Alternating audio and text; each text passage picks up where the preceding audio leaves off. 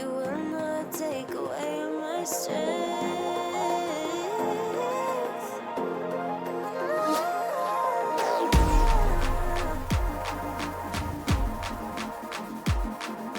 Fire passion. I got fire passion.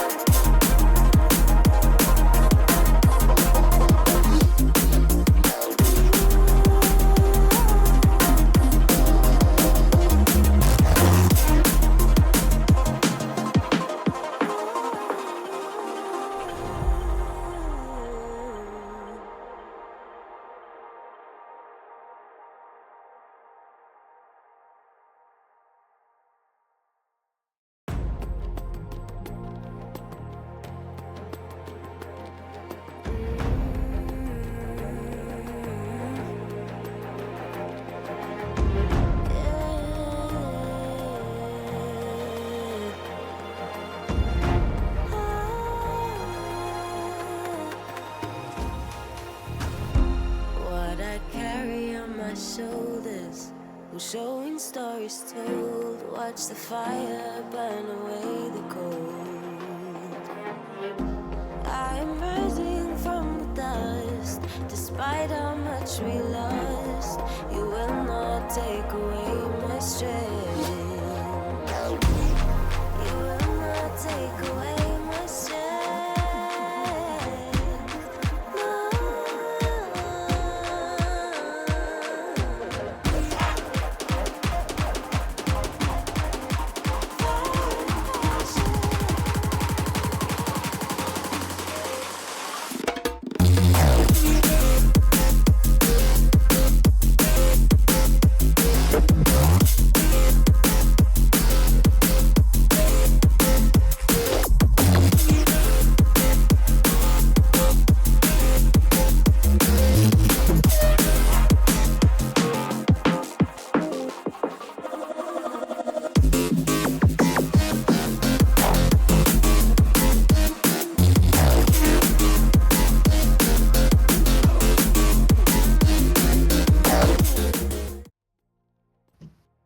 Good evening, everybody. I hope you are all having a beautiful, wonderful time. I know one thing for a fact. I heard if we can watch our favorite guys like 1000 Sterne play today, the day is supposed to get even better. And of course, we are here to witness exactly that. My name is Alstram, and I'm here with the amazing Warlicks. Yeah, and you know what's even better than watching 1,000 stars? That is watching 1,000 stars get another W on the board. You know, that would be pretty sick to close out the Oh, day. yeah. Make it even better. So, I mean, let's see what they have got for us today. They're playing against Kolding Esports today. And, you know, we are sitting at the second place right now. Kolding just below us right now on the third place, looking to tie it up here. So let's see if 42 Gaming can keep their second spot for now. Exactly. If we compare this to the last game that we watched, against Bimse Banden, well, just statistically speaking, they are the last placed team in the league right now, in one of the two groups. So one could say, well, it was to be expected, a little bit at least. And now today we are against Kolding Esport, as you said, and also as you said, They are on a 60% win rate right now, while 42 Gaming is on a 80% win rate. And yeah, we have all witnessed Fortress. They are on a 100% win rate so far. Things can change, of course. Like our win rate can go higher, or we gotta give it to Kolding if they deliver today. It can also go lower. I just know I'm all in for some good League of Legends esports today. Warlix, anything specific you are looking out for? Maybe a champion, a strategy? Please no lane swaps, fingers crossed. I mean, honestly, lane swaps are like kind of the thing where it would be really cool to see, but I don't think we will, because it's just, it's like, if you can't execute it properly, you're kind of just shooting yourself in the foot, right? And it's just a big risk to take when League of Legends is already complicated enough as it is, and then adding in the whole lane swapping shenanigans in there, it just makes it even more difficult. Like watching the pro leagues, sometimes the best teams still mess that up and then fall so far behind, and that's just a risk you don't want to take. But we are on the newer patch here as well. We have some Atacon nerfs, so that is always nice to see, I suppose, because Atacon, our beloved new friend on the Rift, has been kind of busted a little bit, one could say. The buff being kind of strong here. Skarner has also been nerfed, but I expect him to still be relatively dominant in the jungle, and probably still going to be first picked, because, well, he still goes through walls and stuns you and murders you. And yeah, he's kind of strong, Also some Wukong buffs. Yeah, we kind of talked about it last week, right? There, like Wukong and Skarner are like very strong junglers at the moment, so both of them receiving some small nerfs here shouldn't be like the end of the champion, right? They should still be very good priority picks, but just weakening them a little bit. But what I am very excited about actually is the buffs to the domination tree keystones, which includes Electrocute, a 20 damage buff in the early game on level 1. It doesn't sound like a lot, but in reality that adds up quite a bit to your burst damage potential. So I am hoping we get to see some assassins back in the mid lane. Well, we might see that, but hey, we have to see for ourselves, and that is why we are jumping right into the champ select, because I can hear it in the background. The first bans are being introduced already, and my fellow jungle players, they will get no love. They will only get hate and bans. Vi gone, Nidalee gone, and honestly, Gnar has to be a target ban. I haven't seen Gnar in a while, but I think he's kind of a sleeper pick. He's super hard to play. I think the rage management, and then, not from a mechanical standpoint, but more like the rage management, getting it to 100 rage when your team needs it to be at 100 rage and stuff like that. So that means the enemy top laner is probably a Gnar enjoyer, and that's why we ban this one away. And then also Zyra, Akali, and the last ban now. We will see it in a few moments. It's going to be the Corki, and now for the first pick. I mean, the Scorpion is up. That's all I'm gonna say. Yeah, I mean, there it is. Just lock it in. Yeah, I mean, Zyra and Nidalee are actually like one of the type of junglers that are actually very good in the more carry centric junglers, right? We have seen more of these supportive engaged junglers like the Skarner, the Wukong, Sejuani, kind of those four that are really strong. But slowly but surely the Zyra and the Nidalee are shining through a bit as well. And then Taliyah locked in here as well. It is a very strong mid lane champion, and already quite a bit of range and poke here on Kolding. So it's going to be interesting to see what they're going to round it out with, if they're going to go like for a full poke type of team composition or not. And well, there is the Kokmal being hovered and locked in already. Will it be paired up with the Braum? I mean, might as well lock it right in, am I right? Starting off with that strong combination yet again for the bot side here for 42 Gaming. Locking in the Kokmal Braum has been working out for them quite well. And a Tristana lock-in. Okay, this is quite interesting here. So we're gonna... This is gonna be a Taliyah jungle, I'm imagining. Should I tell him? Should I tell him the... Nah, I was expecting, if we see the Nidalee and the Zyra ban, 42 Gaming was saying like, you shall not have an AP jungler, and they were like, yo, first pick, watch me. So it would have made a lot of sense. And now, of course, maybe Talia is the next big thing to counter the Skarner. We have seen Trundle, didn't really work. We have seen Kayn, didn't really work.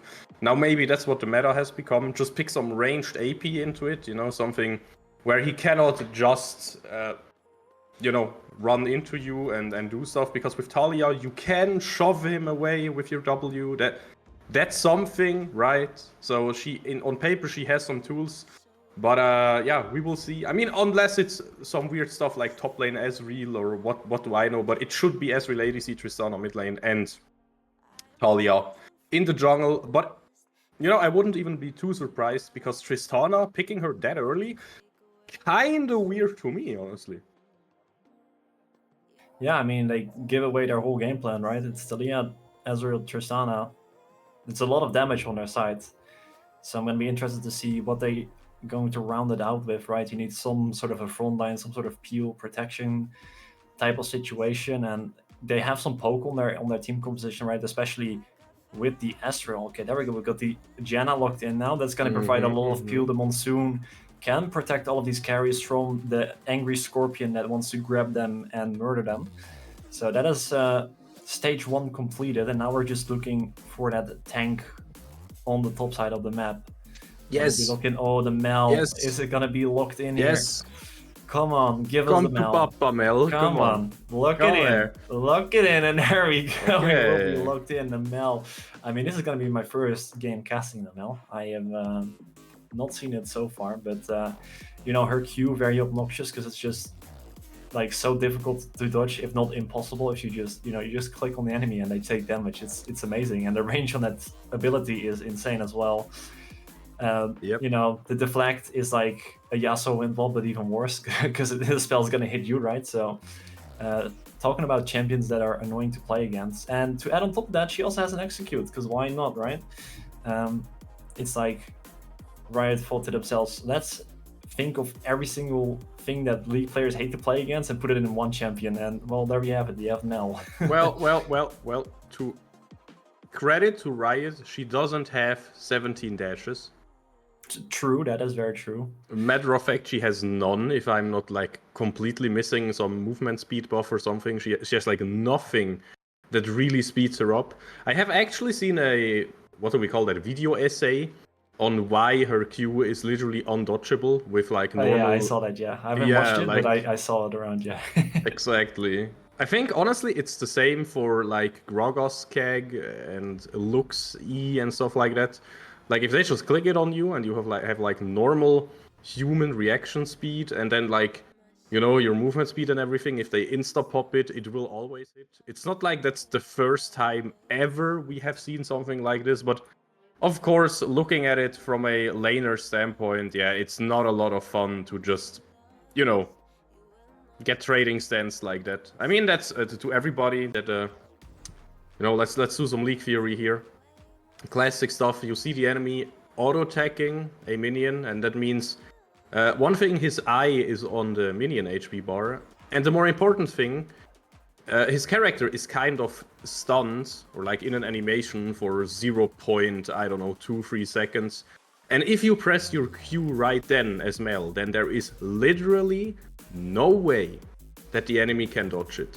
Like, no possible way. Unless he gives up the minion and uses something like, I don't know, in this scenario, the Ezreal Arcane Shift, you know, stuff like that. But without a tool, it's literally undodgeable. So yeah, I'm hyped for Mel.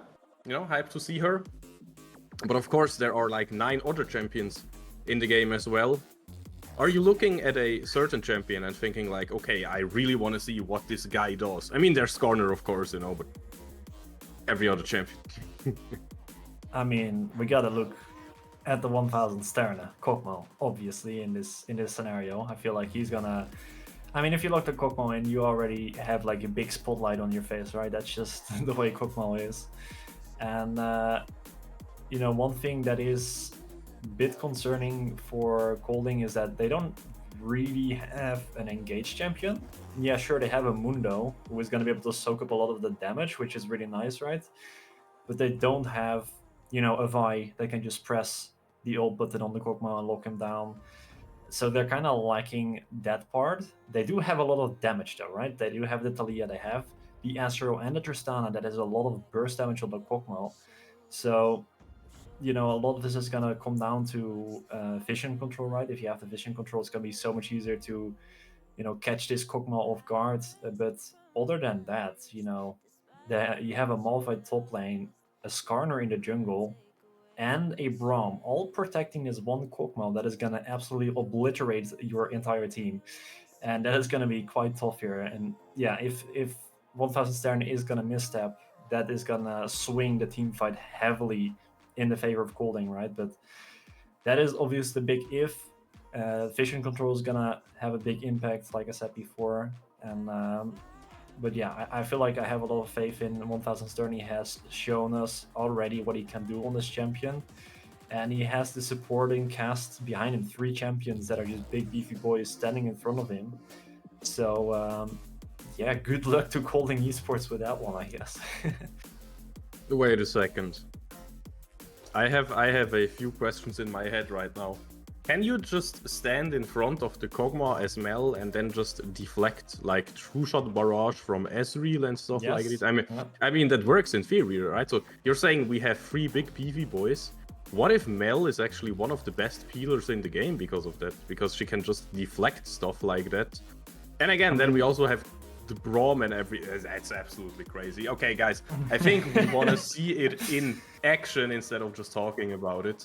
And, if I'm talking about getting into action, I think we are ready to jump into the game. Thanks again for our 5 versus 5 here straight up at the start. No, that's not happening. Actually, 1000 Stern is at the bot side of the map, so. Yeah, no, that's not happening. They are having a standoff though. I mean, it makes sense with the Braum though, right? Braum is really strong in invades and everything. Basically everything level 1. If he can land his passive and then you just stun somebody and have the bonus damage. Okay, next question that actually pops into my head, and maybe somebody in chat knows, maybe you know, Warlix.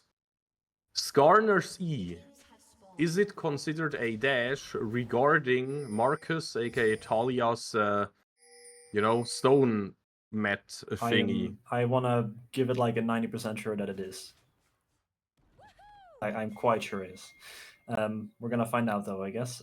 Okay, this could get weird here in the enemy jungle. The Winter Spite is gonna miss, but here's that Braum passive that you talked about. The Ignite coming out on top as well. The barrier pop now as well.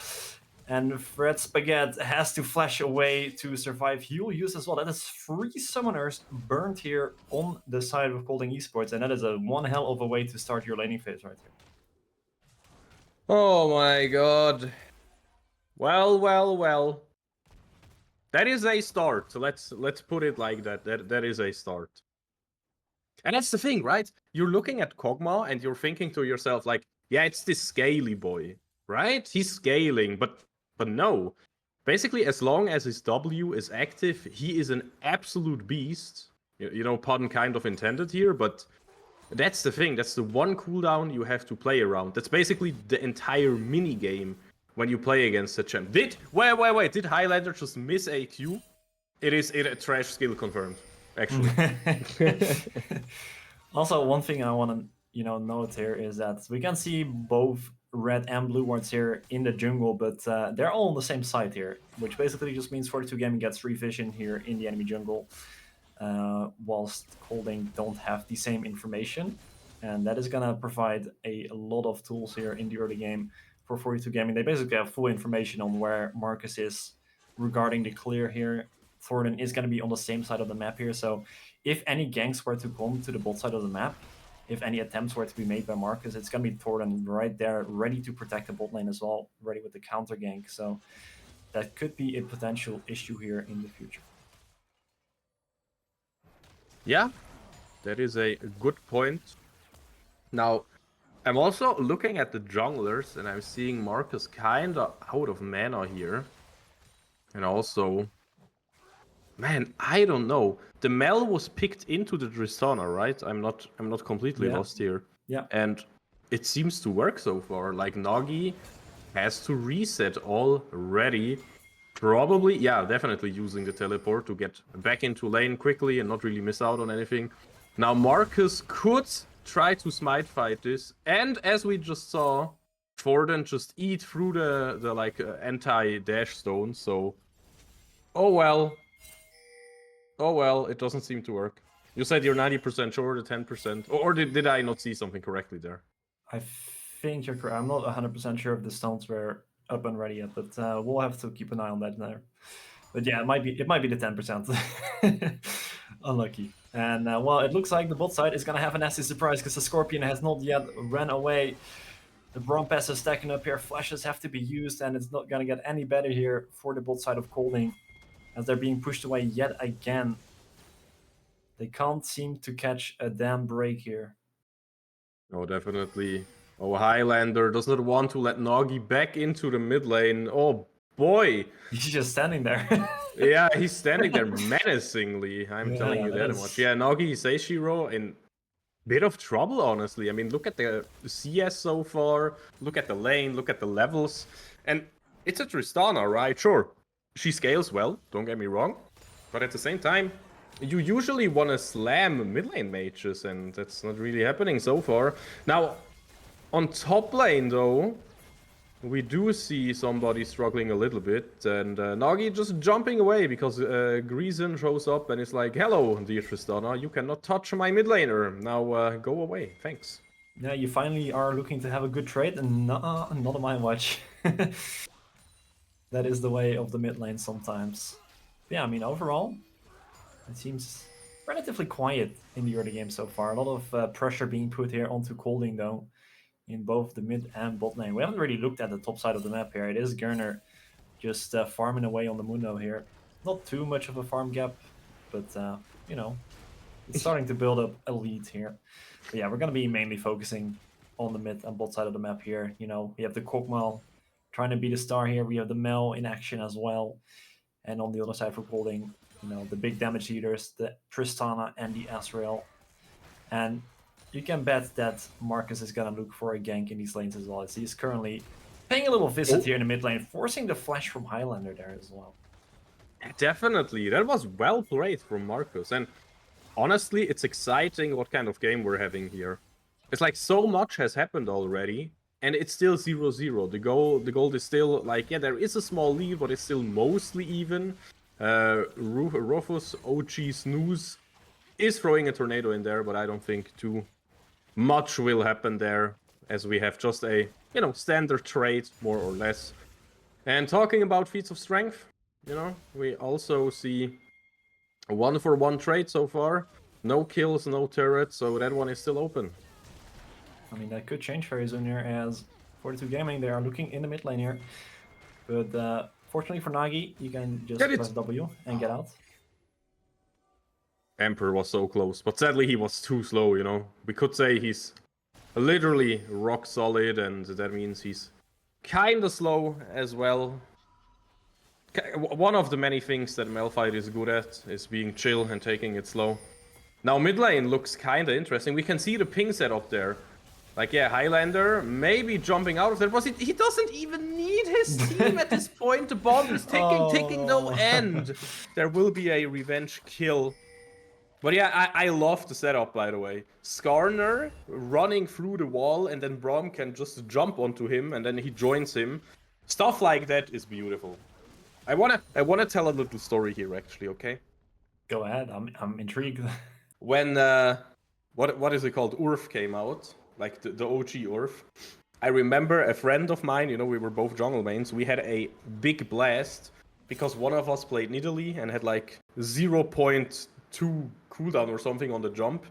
And then Lee Sin also had 0 point something on his safeguard, and we always had like Nidalee jump ahead and then Lee Sin jump after her and do that like 3 times a second or something. That was that was a real taxi. And yeah, basically Greason and Forden, they actually do it in a real game, you know? Amazing stuff. Yeah, I mean, nice bait setup that in the end wasn't needed, but the idea was there. It was very nice to see. And Highlander taking the first blood here, maybe in trouble here. Oh, and there's the rebuttal. Goodbye with your tornado. Yeah, not too much happening. And that's also the thing, right? To me, the Mel pick, it's kind of the late game scaling insurance, right? So I feel like she's amazing on one item, and again, don't get me wrong, Kog'Maw is always strong, but you know, he really loves his 2-item spike, and Highlander on the Mel with 2 items, it's not that insane.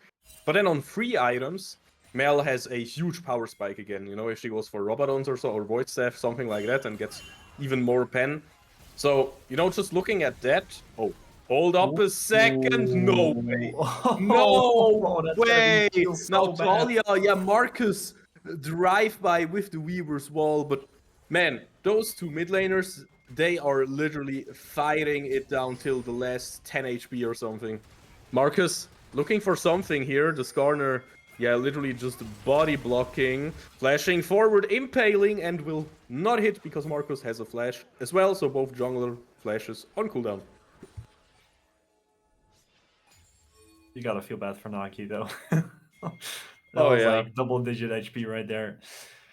Yeah, that is gonna sting. At least they got the trade there. Eventually, Marcus getting that kill, but having to invest the Weaver's Wall as well is not optimal, obviously. But yeah, the mid laners are going at it, and that's what you like to see here. Sorcerer Suit's already picked up here for Highlander, just to be even more annoying, because, you know, Mel not quite annoying yet, so... Now you're also gotta be a little bit speedy. Going fast like Speedy Gonzalez, as you said. Marcus also in top lane, looking to get Emperor's ult there. Did you see that sidestep? The sidestepping is so clean from Emperor. That, holy cow. Now that was a statement. Can somebody just like like, you know, make a montage out of it and over edit it, you know, stuff like that? Because, man, that felt amazing. Now, having your support for the next objective, you know, is also pretty amazing. And both supports follow the call. The first Void Grub will go to the Scorpion. And frankly, I think the other ones are... Oh, hold up. Oh, okay, True Shot Barrage. Not hitting anything. Yeah, there we go. So it is free for free.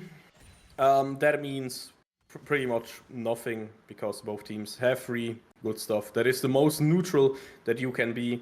Now imagine, though, what if we get a dragon as well? Then we have 2. And the other team has 0. Now that would be pretty good.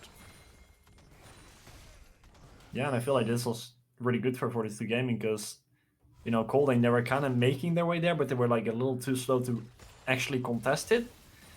But because they were making their way over, it just meant that 1000 Sterna, he just had a free day in the bot side of the map. Got to farm up a little bit. And we can see that farm difference now up to 15 CS at the moment. And 1000 Sterna just free scaling up here. And there's that dragon that you talked about, now ready out there on the map. Let's see if 42 Gaming will contest it. It has been started up already, and the damage here with the Tristana Talia combo is quite high here, but they are going to be pushed away here as Highlander makes his way over. The Bromwheel popped here as well. Flash forward from Highlander is going to get the stun here onto Marcus, who is now being executed by the Mel. Whoa. And just like that. And hello, Emperor. He has some action as also well. there. He's joining in when we thought the fight is probably over. He's like, hey, I also want something. True Shot Barrage will deal a big portion of damage here. Everybody is kind of low. You know, I mean, the most important member here, 1000 Sterne, still kind of healthy, but most importantly, the smite is up, and that means the dragon will be taken. And as correctly pointed out in chat, we are looking pretty good regarding feats, because we have 3 objectives now. We have 4 kills. That is more than enough. Now, the only thing left basically would be a turret, but hey, we already have 2. We already have the boots. Good stuff.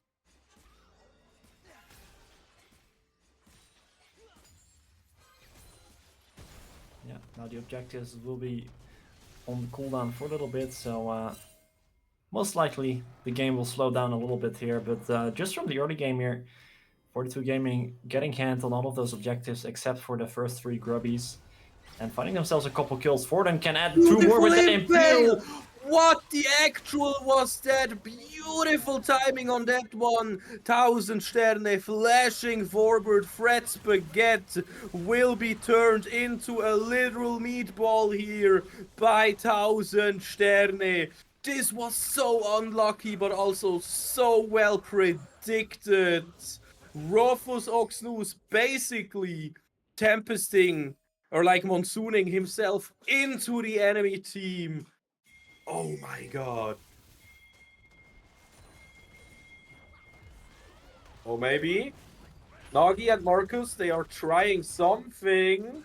Now Griesen, even though he flashed, he will be thrown back and he will not survive. But Marcus has to flash away to not die to our beast, our hungry void monster. 1000 Sterne on a 2-0 has a Blade of the Ruined King in his inventory. And this guy is not going to let go of the gas anytime soon, man. This Kog'Maw is looking so good. Yeah, that Kog'Maw is gonna be quite the issue here coming into the late game. Highlander did have some free time in the mid tower as well, so that will be chunked down a little bit as well, as Emperor is actually barely holding on to his top tower. And yeah, that farm lead that we talked about in the early game has actually extended here for Gurner. We haven't really talked too much about the top side of the map here, but yeah, the Moonbow, quite annoying with those cleavers in the early game. So not too surprising to see that he finds himself in a small lead here on the top side of the map. But the real question is he really going to be able to survive the one and only 1000 Stern of Kog'Maw? You know, he is quite a beast when it comes to shredding down tanks, right? So that's going to be quite tough. But if anyone can do it, it is going to be Amundo, right? He is quite beefy. And, well, his team is going to rely on him. The gank on the top side of the map here, but Griesen is on the way as well, and so is Forden. And actually, Emperor just takes down Rufus to begin with. Does not care about Garner at all here. And look who is here. It's the Scorpion in Kolding, ready to go. Marcus now in trouble. Will be taken down here. Garner is now all on his own, running away for his life. The Brown passive stunning him up here. And 1000 Stern would have liked that kill. But, you know, Emperor felt like he could have some little bit of cash in his pocket as well. After, you know, the classic top lane early game experience. Actually 4-0 right now. That is quite insane from Emperor. Oh, definitely. That's also the reason why he has big shutdown, by the way. 350 gold for whoever can use paper onto that stone. But yeah, Corporate Mundo, you'd imagine he has something up his sleeve, but this situation, really, really good stuff. Yeah, we will not talk about that, you know. Karthus said his greetings, but it was Mel all along. The execute that you mentioned now, Forden, can you secure that objective? I know he wants it. Oh, he will get shot away, and he will instantly pay a hefty price. Will go into the gray screen. But it will not be for free. Emperor is around. Yeah, the action will not stop though. Emperor has no unstoppable force ready, not yet. It could come up any second in this fight. And now the Kog'Maw, so much damage. He's jumping in, getting shot down and giving it over to Nagi. Marcus will die though, getting another kill there. But after all, after everything, it is still a fight that is going on. So much damage, but the Monsoon healing Fred Spaghetti up. And he's looking really strong as well. You know, we have been praising 1000 Sterne for 1000 times. But Fred Spaghetti, he also wants to show us that he will scale up just as nice if he gets his first and maybe even second item later. And as I'm talking about it, Trinity Force is completed. But more importantly, the mid lane turret shall be gone. Yeah, the Dragon is up as well. Forden is already on it right now. Highlander still towards the top side here. And it is just Forden on the Dragon here, so there could be a response from Kolding. If 42 Gaming don't speed up with this Dragon Taker, 1000 turned towards the mid lane. He is far away, so Forden has to be careful here. He's going to get pushed away from this Dragon if he's not careful enough. Sterner now making his way over. Highlander does not have the TP, so there's only 4 members strong here for 42 Gaming. And Forden realized this, has to just move away from the Dragon, as Marcus will be able to smite and secure that for his team. Definitely. Yeah, we did the math, but we were a bit bad at math here. That's the main takeaway. Or we were a bit too greedy, I don't know. But yeah, we gave away Dragon here. It's not the end of the world. But it would annoy me a little bit. You know, we are kind of ahead. We kind of want to bring everything under control, and then we just give away a dragon. That means no soul point for us. Oh, now, meanwhile, in top lane, Nagi Seishiro, he wants to find the kill here onto Highlander. Will he find the kill, though? Jumping after him, and he will just Highlander. be executed by Mel. Highlander, absolute beast as well, without even being a Voidborn. Crazy damage.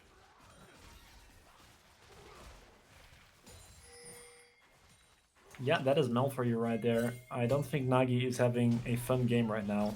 I feel really bad. The Impale is going to hit on the Marcus as well, and look who's right there. The Flash is going to be perfect here. Now Forden may be in trouble here, as Highlander is quite low HP. Grisen on the around the corner as well. Oh no, Marcus. Marcus is gonna take down Fred Spaghetti. Is looking to find something for his team. The true shot barrage will not connect, and Highlander is gonna take full advantage of it.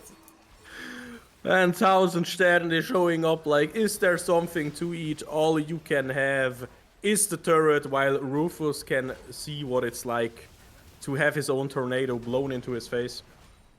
Like, honestly, I think that is just one of those champions, one of those no-you champions.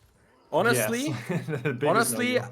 I'm kind of sad that it is a mid laner, because I would kind of love a Sylas Viego Mel team, you know? And then every time you die, Viego takes over, every ult is getting used. And then imagine you're like Ezreal, you throw in your true shot barrage, it gets reflected by Highlander, or you know, by Mel, and then Sylas throws another one right at you. Oh man, that would be amazing. And slowly but surely, Riot will release more champions for the No You team comp. And Nico maybe can take on the... Yeah, I mean, I don't think that counts, right? Nah. Yeah, true, that doesn't really count. It's not good enough. Can be another champion, you know? And then you have like 2 Viegos. The same time, Otacon greeting the Rift, saying hello. Forden wants to make sure all enemy vision is taken away. And you know, Rufus can also see things, so he is part of the vision setup, and therefore he must go. Flash will be used, will be traded here. Oh yeah, true, we need Zoe as well, can take the enemy sums and enemy... Yeah, but the Herald is at the top side of the map here, so Kolding will be responding in kind, and it's gonna be dangerous here in this fight. The Otacon still under contention here. Meanwhile, yeah, top tower has been Garner. taken. Oh, that might be a costly objective here. We need to find this one. I'm not sure if I like this situation. We will get the objective, but look at it. Look on top side. Again, big props to our production here. Huge picture-in-picture that we're seeing. But yeah, that's like... The base is open. We got the Otacon though. Warnix, is that worth it? I mean, it's all about how you can actually use the buff, right? That is it right now. You have this buff here for, I think it's a minute and a half or two, I'm not quite sure. But anyway, you have this buff for a temporary time, and you're gonna have to use it to your best of your ability, because otherwise you just traded away the Otacon for, what is it, 2 towers at least? Yep. And that is not gonna be worth it, so... The pressure here is on 42 Gaming to make this worth in some shape or form. And I mean, we kind of talked about it a little bit. The Atacon did get nerfed as well. This time around, you will actually have to spend 15 seconds before you actually get to go back into the game. And the takedown bonus gold has also been nerfed a little bit from 40 to, I can't quite remember, I think it's like 25 or something. But yeah, at least slightly reduced. But we'll see how 42 Gaming are going to use this Atacon buff here. They're going to looking to pressure the bot side of the map here. Sterne already pushing in a wave. You can see everyone moving around him to support him in case he gets engaged on. It's going to be Emperor responsible to respond to this mid-push in kind. And you can already see Kolding, they're not even interested in dealing with this. They're just letting it happen. And they're looking to respond on the other side of the map. But the problem is, there's no towers on the top side of the map anymore. So yeah, 42 gaming. They just get the tower. They get the dragon now as well, and there's not much that can be done. Yeah, you do get the jungle camps in the or the top side of the map here for Kolding. That is something that you can take away. But overall, dragon and tower secured here for 42 gaming. They still have the Atacam buff as well. Will they look for more? That is the real question here. All I'm looking at is the unending despair, because if I was facing 1000 Sterne like this and a 9-kill Highlander, I would have unending despair in my system as well. But Forden picked it up. What does that mean? I'm not too sure. You know, instead of only picking up unending despair, he also threatens to pick up the enemy red buff, and of course, Mr. Nagi Seishiro kinda wants this red buff, so his jungler Marcus will make sure to knock it towards them. It's kind of funny, right?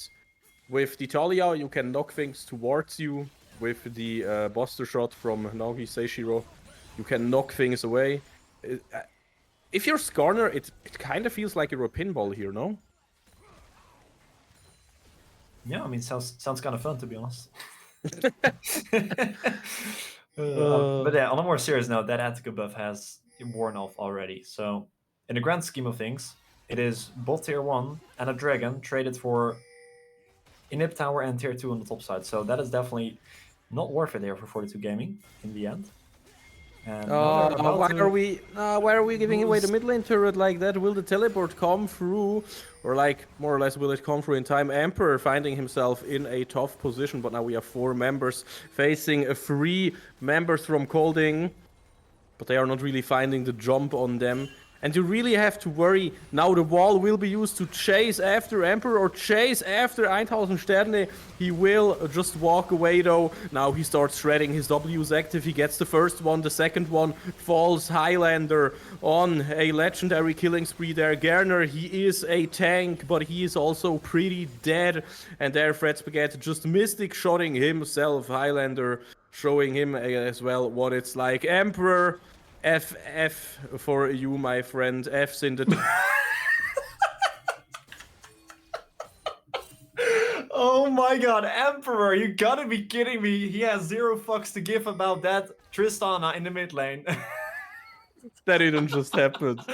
That did not just happen. Emperor, I wonder if that was intentional, if he'd like watched the Tristana and just kept recalling, or if he was shopping, you know?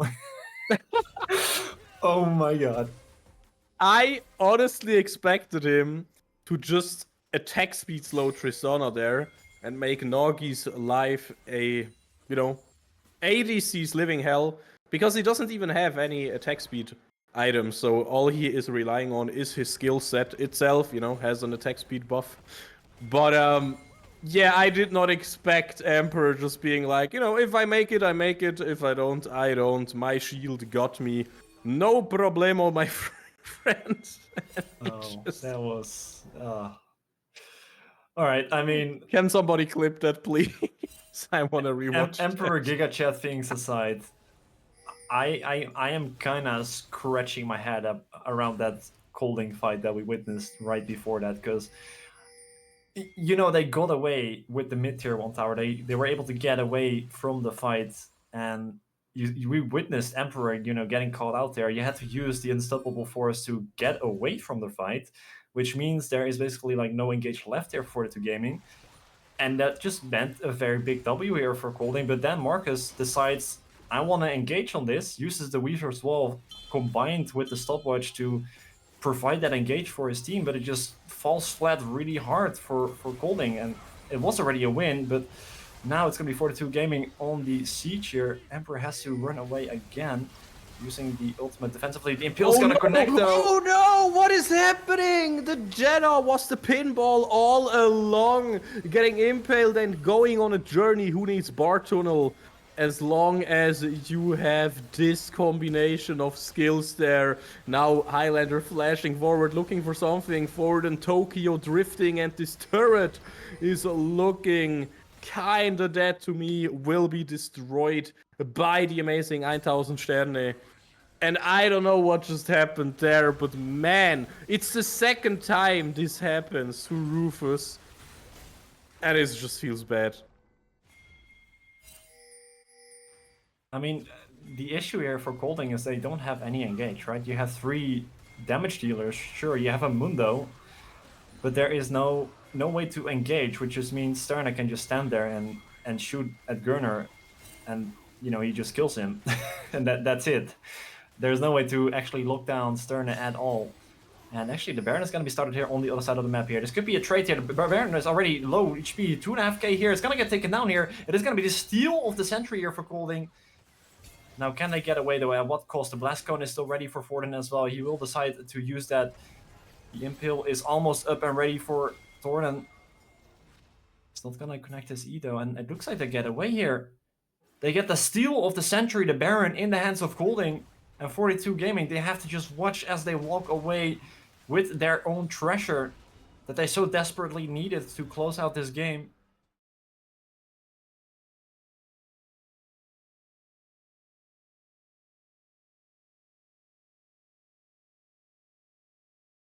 Makes it even better. Yeah, guys, we can end today's cast. We have seen what we needed to see. It's basically it. Who cares about winning, losing, about the next games? Yeah, that was peak League of Legends right there. That was peak League of Legends. And that just indeed. adds insult to injury for Nagi. It's again Nagi. Like, the early game, trying to get that one shot on the Highlander, survives with 10 HP, dies to the tower. Now this incident with Emperor. It's not getting much better here for poor Nagi. But has to keep the head in the game regardless. He is now 3 items strong as well on the Tristana, but still no attack speed, like you talked about earlier. Still just rocking the full damage build here. But yeah, Yeah. Kolding getting this Baron here is gonna slow down the game a little bit, and it's gonna allow these carries for Kolding to stack up some more items, farm up a bit longer. But I still feel like for 42 Gaming, it shouldn't be that big of a problem here. And well, speaking of problems, Gurner is currently in a big problem, as he is currently facing 4 blue health bars around him. Luckily, he is a Mundo, he's quite tanky, and he actually gets away. Mundo go where he pleases, or something like that. Yeah, like if there is a champion in the game that can just get out of a sticky situation like that, it has to be the Mundo. And now Forden is not a Mundo, and he gets out of there, but he's not full life like Gerner. But basically, he only paid with his ult. Being low life, using ult makes you full life, so that is pretty much all his ult does. But the thing is, I heard we have, better stats while being below half health, thanks to the Dragon Soul. We haven't really talked about that, We're picking up the Dragon Soul. You're right. Yeah. 1000 Sterna quickly picked that up as they traded it for the Baron. And actually, speaking about little fights here, it looks like 42 Gaming are ready for another one. Can we find the engage? Of course, the disengage is pretty strong. Honestly, I feel like we shouldn't really look for the engage, but just control the wave here. Because that's the beauty, right? If we just control the wave and we can force rotations, then we can just force the enemy team Kolding to just basically walk into us or try to slowly clear out the wave on range. I mean, and also on the entire Baron topic, well, do I get to speak about that, or will we just focus down Marcos, because Marcos wants to escape, but he will not be able to.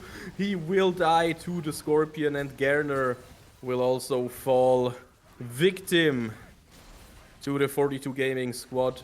But at the same time, they do not really have minions ready, so that's what I meant, right? You should really focus on the minions here instead of only the kills. Like, getting kills is great, sure, but it doesn't win you the game right now.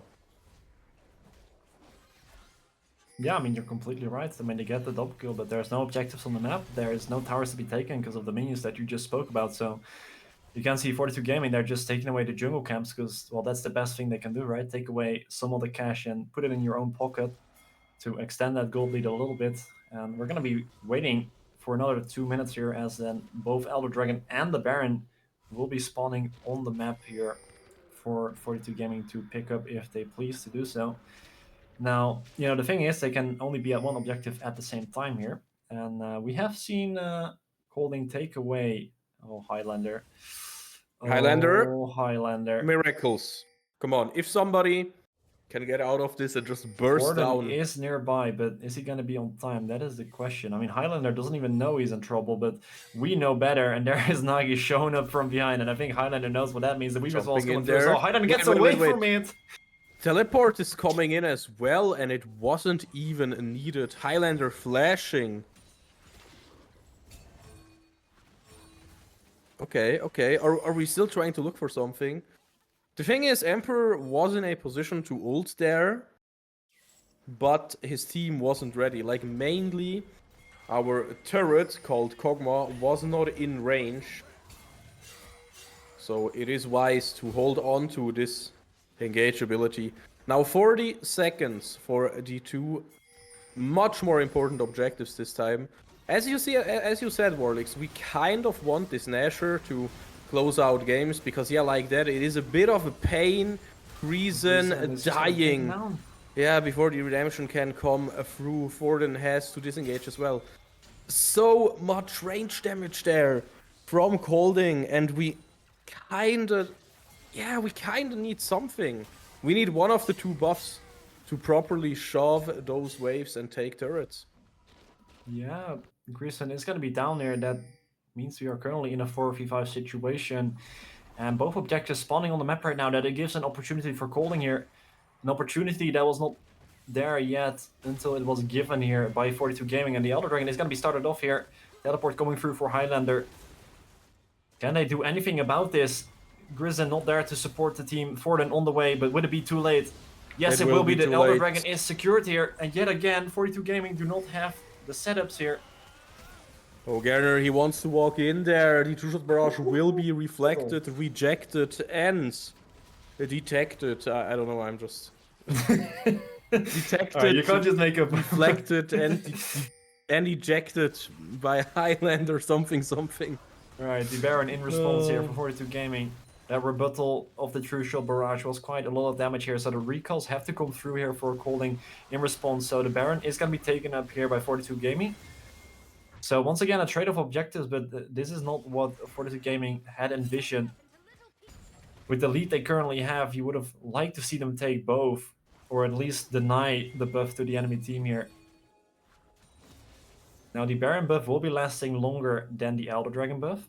Oh, Marcus, he's hunting, he's luring, he's looking. But he's also realizing, yeah, I cannot really take anything there. I can drop away Forden though. The Tornado has follow-up. Yeah, again, Forden is just a living ping-pong ball against this team. And honestly, I have to give it to Kolding. I like their drafts against the Skarner. And we also seem a little bit desperate here. We shouldn't really try to hold this turret, I think. Emperor will be on 1 minute gray screen duty. While Kolding, they are shoving in. They basically don't have minions, but they don't really need any. And this is becoming a closer and closer game here. We still have the Nasher, but Kolding still has the Elder Dragon. And man, still 30 seconds. Now the Weaver's Wall being used. Are they really trying to look for a finish? It is 5 versus 4. It is the Dragon buff as well. We have to flash out. We will get killed here. Shot down onto 1000 Sterne. Forden jumping in there, trying to pull away. The Tristana will get the kill, but does it even matter? Highlander has to deal so much damage now because Gerner is just focusing the Nexus. And unbelievable game from Kolding. And honestly, what a deserved victory for them. They never stopped believing. And they came through the end. Damn. Yeah, I mean, I'm quite shocked. That was kind of a big throw here for 42 Gaming, honestly. Yep. Yeah, I mean, first of all, throwing away the Baron, allowing Kolding to delay the game further, right? Having that Baron, because we talked about 42 Gaming needing the Baron to end the game, right? Because of the range, the damage, the poke that Kolding has, and you really need the Baron to siege those towers. And well, 42 Gaming, they tried to do it anyway, and they paid the big price of Grison dying, allowing Kolding again to get an objective, which they had no business in taking, right? 42 Gaming, they were so far ahead in the game. They had so much more cash. They were ready to win the game.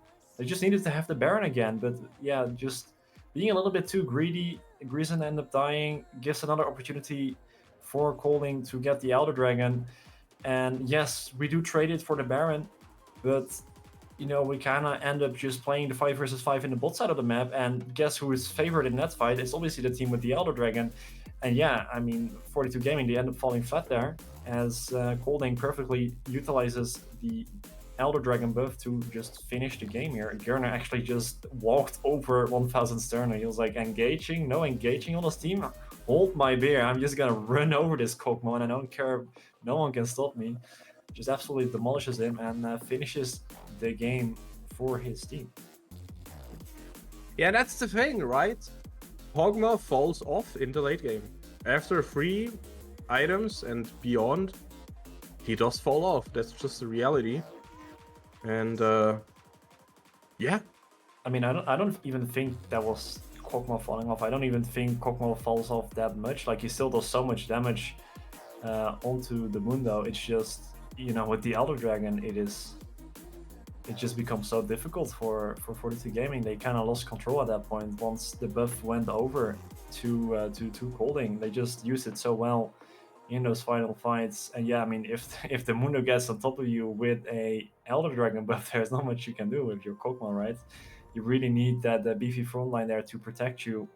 And unfortunately, it was not there at the moment for 1000 Sterna, and he had to be sent to the fountain and watch the Nexus explode. But with enough said about that game, let's see if 42 Gaming can bring it back, as we will be heading into a break, and we'll see you guys after.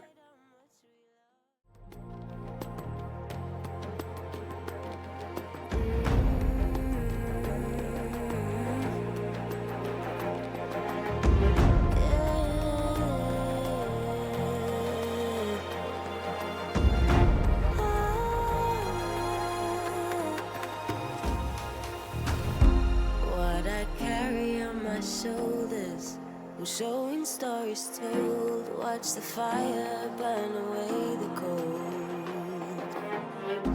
I am rising from the dust, despite how much we lost. You will not take away my strength. You will not take away my strength.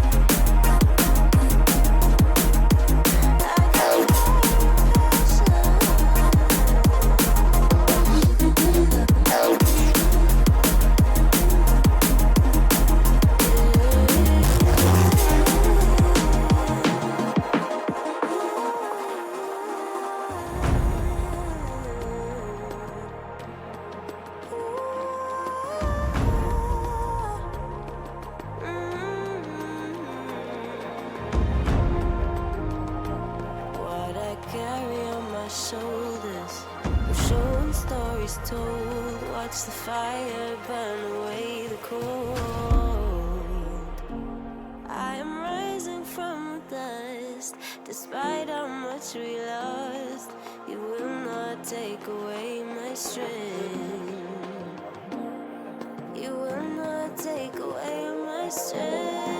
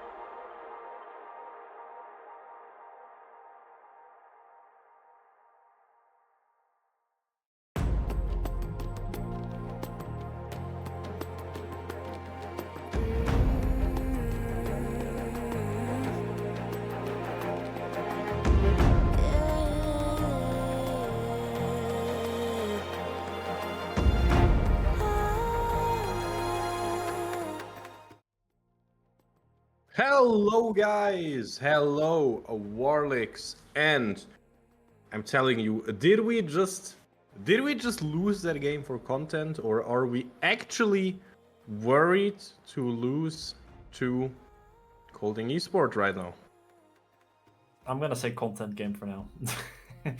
Yeah, I don't know. I feel like I mean it has been a bit of a pain point also when we looked at the game against Fortress, right? It has been like the macro, the objective setup that has kind of been lacking for 42 Gaming, and it comes back to bite them against Fortress in a bigger way. But in this time around, it just kind of made them throw the game as they're just a little too sloppy around the objective setups here. And yeah, Kolding, they just take full advantage here, taking the Baron to delay the game, then taking the Elder Dragon, just grouping up towards the bot side and putting an end to the game before, you know, they could lose. That's how you win the game. Just end the game before you lose. So yeah, I mean, let's see if 42 Gaming can get it together when it comes to their macro and their objective setup, and they can close out the game. Because let's be honest, 42 Gaming, they were running away with it. They were having fun. Emperor was definitely having some fun. What a banger of a clip, by the way. Has to be said. But yeah, let's see if they can take a little break, mental reset. Yeah, we had a big lead. We know we can do that again. Yeah, we threw a little bit. We just need to make sure our communication, our macro is a bit stronger, and they should know that individually and as a team, they are probably the better team, or at least they have shown that for like 90% of the game in game one, right? So they just need to make sure they don't let this make them tilt and play worse as a result of that. They just need the mental break, get into game two with a fresh head, and play some sharp League of Legends, and I'm sure they can bring it back to a 2-1. Exactly. Well, that's the thing, right? It might as well just be for content, after all. But either way, we will see if we can win the next game, or if we will fold to Kolding superiority. Again, I said it at the very start, right? The better team will win today, and in the first game, that's the thing, right? Sometimes I feel like mistakes in the late game are just that more costly. I didn't feel like we were the worst team per se, but some mistakes in the late game, well, they happened. And if they happen, then we will pay for it, and we paid with the first game.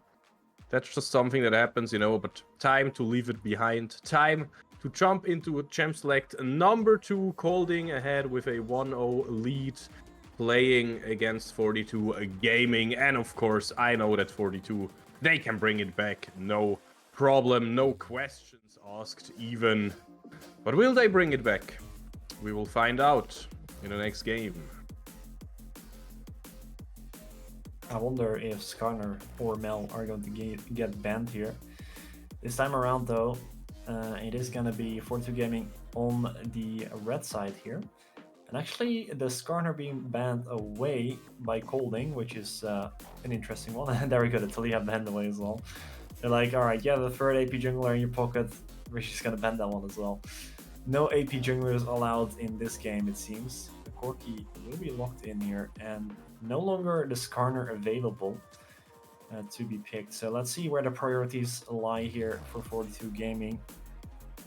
Before, it has been that Skarner just instantly locked in. Yeah, they're a fan of the Braum Kokma. And honestly, even though they didn't win last game, the Braum Kokma was very strong here.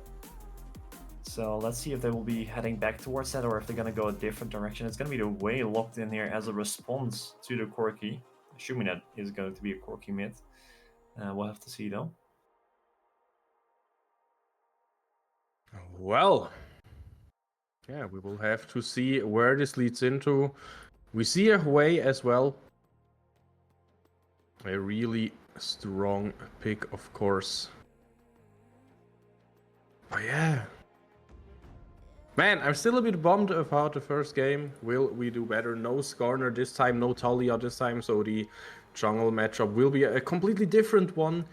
Now, Warlix, do you think Corki is bot lane regardless, or will we see him in a spicy lane, like in a top lane, for example? I mean, I'm expecting Corki to go in the mid lane here, but we'll have to see.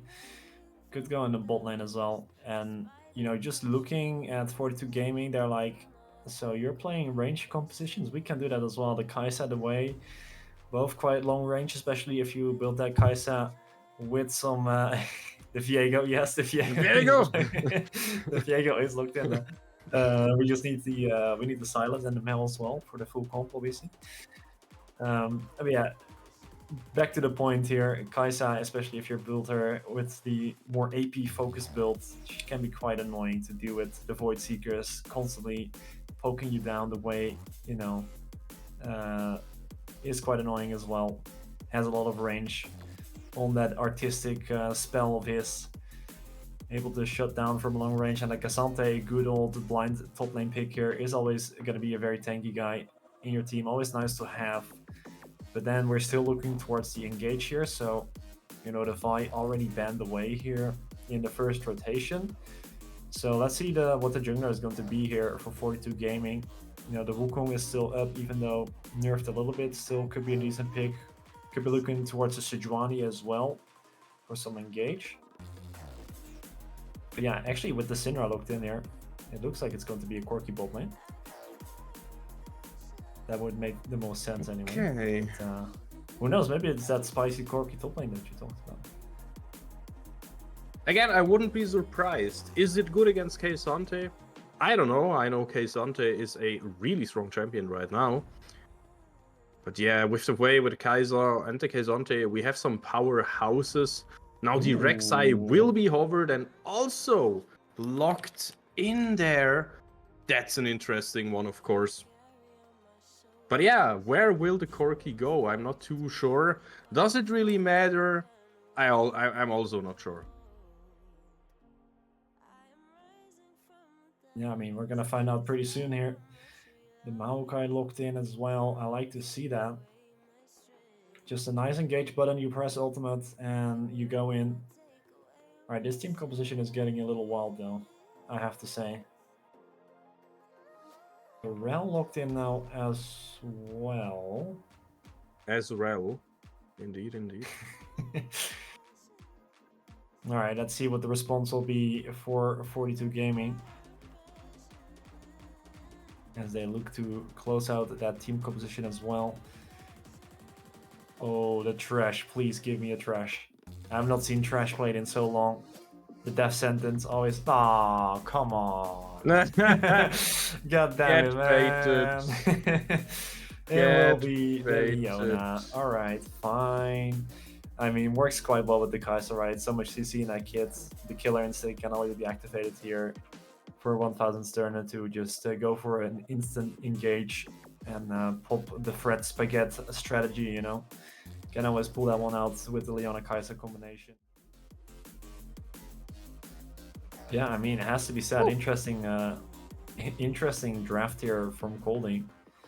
We'll see how that one is gonna work out in the end. But yeah, I mean, overall, a lot of poke here on the side of 42 Gaming, which is, you know, they kind of looked at Kolding's team composition last game and they were like, now this is my team composition. I get the poke this time around. I want to have some fun with that. So let's see if Kolding have a reply to that.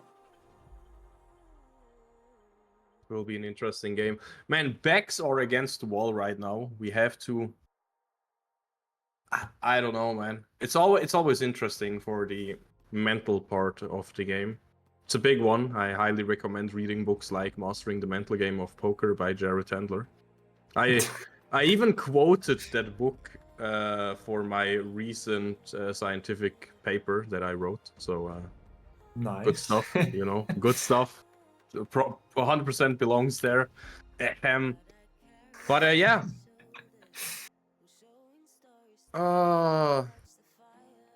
Yeah, I don't know, man. I feel like the draft is interesting. And I feel like, you know, the draft works out just fine. But in the end, It is also the big question, can we make it work, or will the mental load that we are currently looking at be too much? Because again, it is a tough one, you know? Being in a 0-1 deficit has to be annoying, is annoying, but I know that we can make it happen. For sure. I mean, like I said in in the post game chat as well, I think 42 Gaming, like 90% of that game showed that they were the better team, that they were ahead. At some point it was like 22 to 7 kills for 42 Gaming. Highlander and Emperor probably having a lot of fun in that game as well. And it's just those few slip ups in the late game around the objective control that kind of made them lose the game. And the Elder Dragon buff is not one to be messed around with. And yeah, Kolding, they just took full advantage of it, unfortunately. And now they're gonna have to mentally reset, get back into this game. New game, new chances, and hopefully they can take away that they did a lot of things right in the previous game, and that they can continue doing those things. And they just have to turn it up a notch when it comes into the late game around the objective control, and that will be enough to push them over to a victory.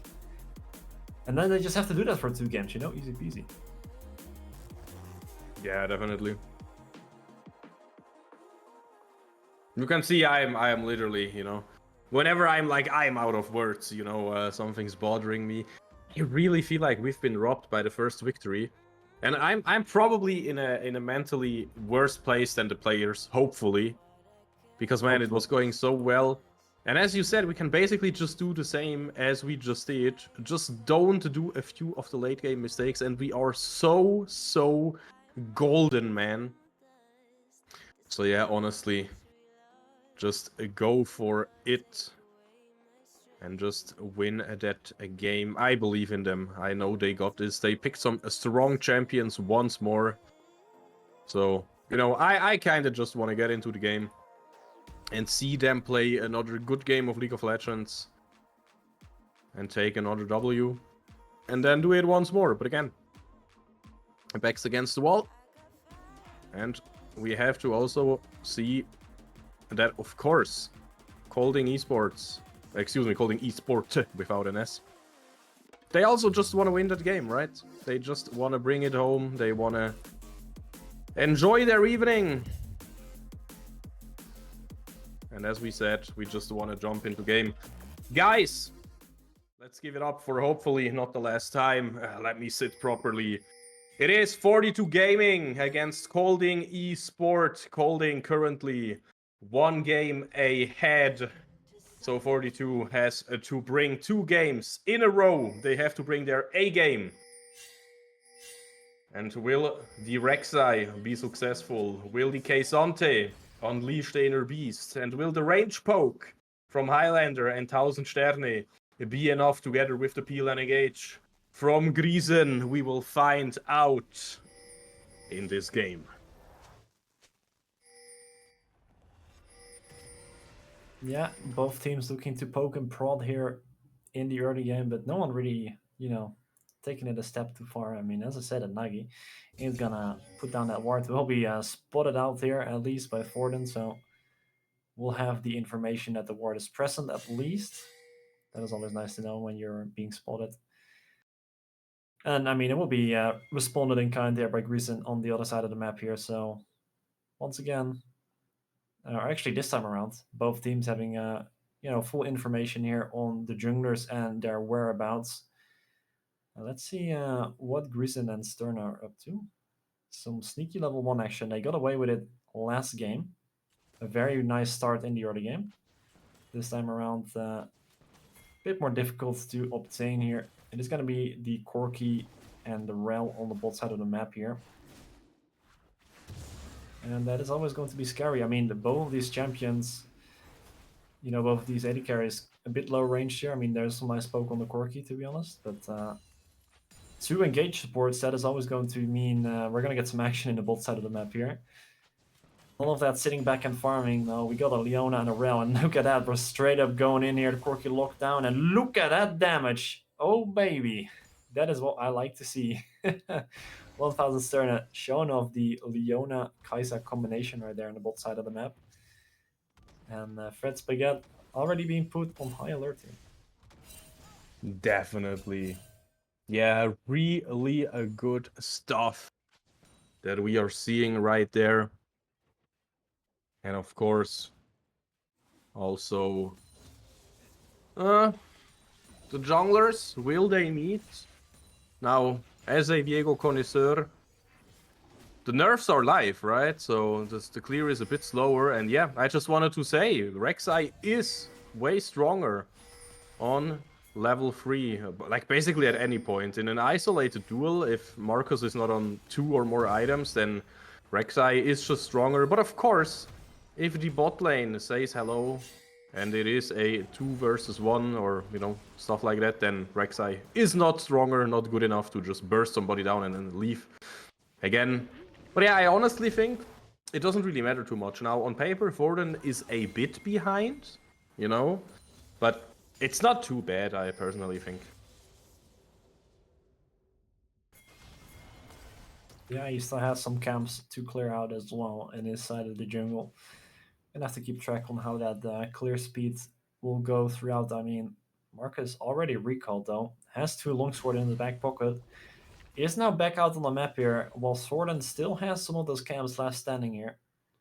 So this is gonna give an opportunity for Marcus here to look for some ganks here. I think did avoid the Scry's Boom. Emperor is gonna spot him out though. And yeah, Marcus will be able to obtain this Skull Crab on the top side of the map here. And Emperor should know that he has to take it a bit easier, knowing he is in a disadvantage here. Will be rooted down though. But yeah, you know, Cassante just gets away anyway, because that's what Cassantes do. That is the way of life here on the Rift. And yeah, with that being said, you know, not really that many opportunities here for Marcus. He's just gonna wait for his camps to respawn and he can continue his clear. But you can clearly see he has the tempo advantage right now. You can see Thornton only just recalled, is gonna buy the same items, has a a nice ward to go along with it, but is only now making his way to his camps. As Marcus already took down the first camp and now on the way to the second. So has this small lead here in the tempo, which could mean that in just a moment he's gonna be first to any ganks if any opportunities were to arrive for him. That dragon is spawning in a few seconds as well, and he is currently heading towards the bot side of the map here. So potentially an opening for a gank on the bot side of the map here. That means danger for 1000 turn. Already puts down the ward though, so that's really good. Should have plenty of vision to avoid any of those ganks coming his way. So yeah, for now, it seems like we're just gonna get some more peaceful farming around the rift here. As both 42 Gaming and Kolding feel the pressure in the second game.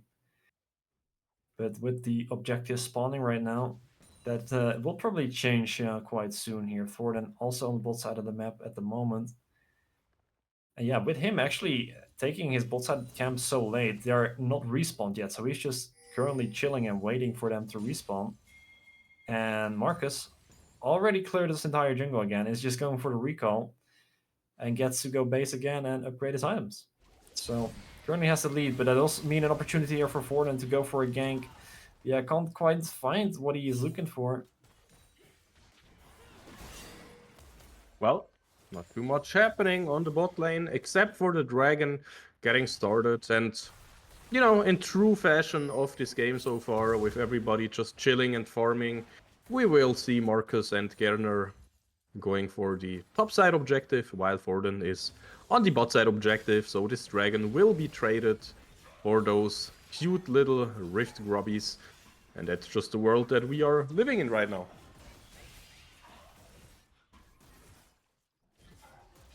Yeah, and I mean, so far across all lanes here, the CS relatively even here. I mean, except for 1000 turn and maybe having a slight lead on the bot side of the map.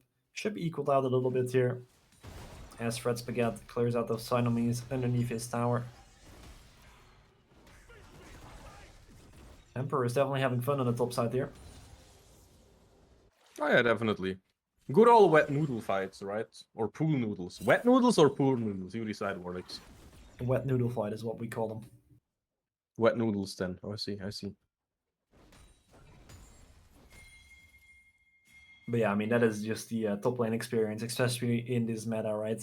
I mean, We do see sometimes the carry top laners, but a lot of it is just, the Cassantes, the Renekton's, the Orns, the Malphites, those kind of champions that just sit in top lane, smack each other a bunch, and then group up with their teams and provide useful stats for your lovely AD carrier and mid laner. Because that's what it's all about here. And same can be said about this game. It's all going to be about the Syndra way and the Corki Kaisa on the other side of the map. And so far, it has been just a quiet game here on the Rift, to be honest. Even around the objectives, no fighting, just trading. But we can bet with the Leona Rail on the bot side of the map that can change any moment here. And Oh, or actually, there's maybe in Fireman mid lane. Despair. Yep, this is a kill and a first blood for sure. Forden jumping in.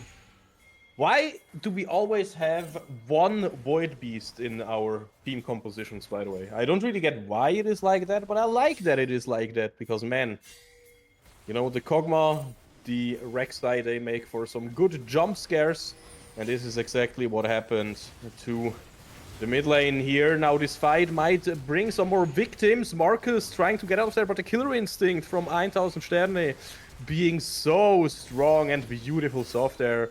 1000 Sterne getting another kill. Oh, look at this connect, Griesen.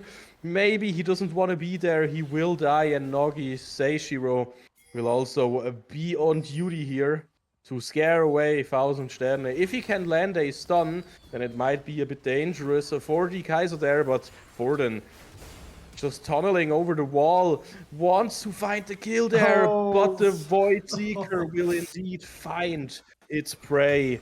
And 1000 Sterne is on 3-0 right now, ladies and gentlemen.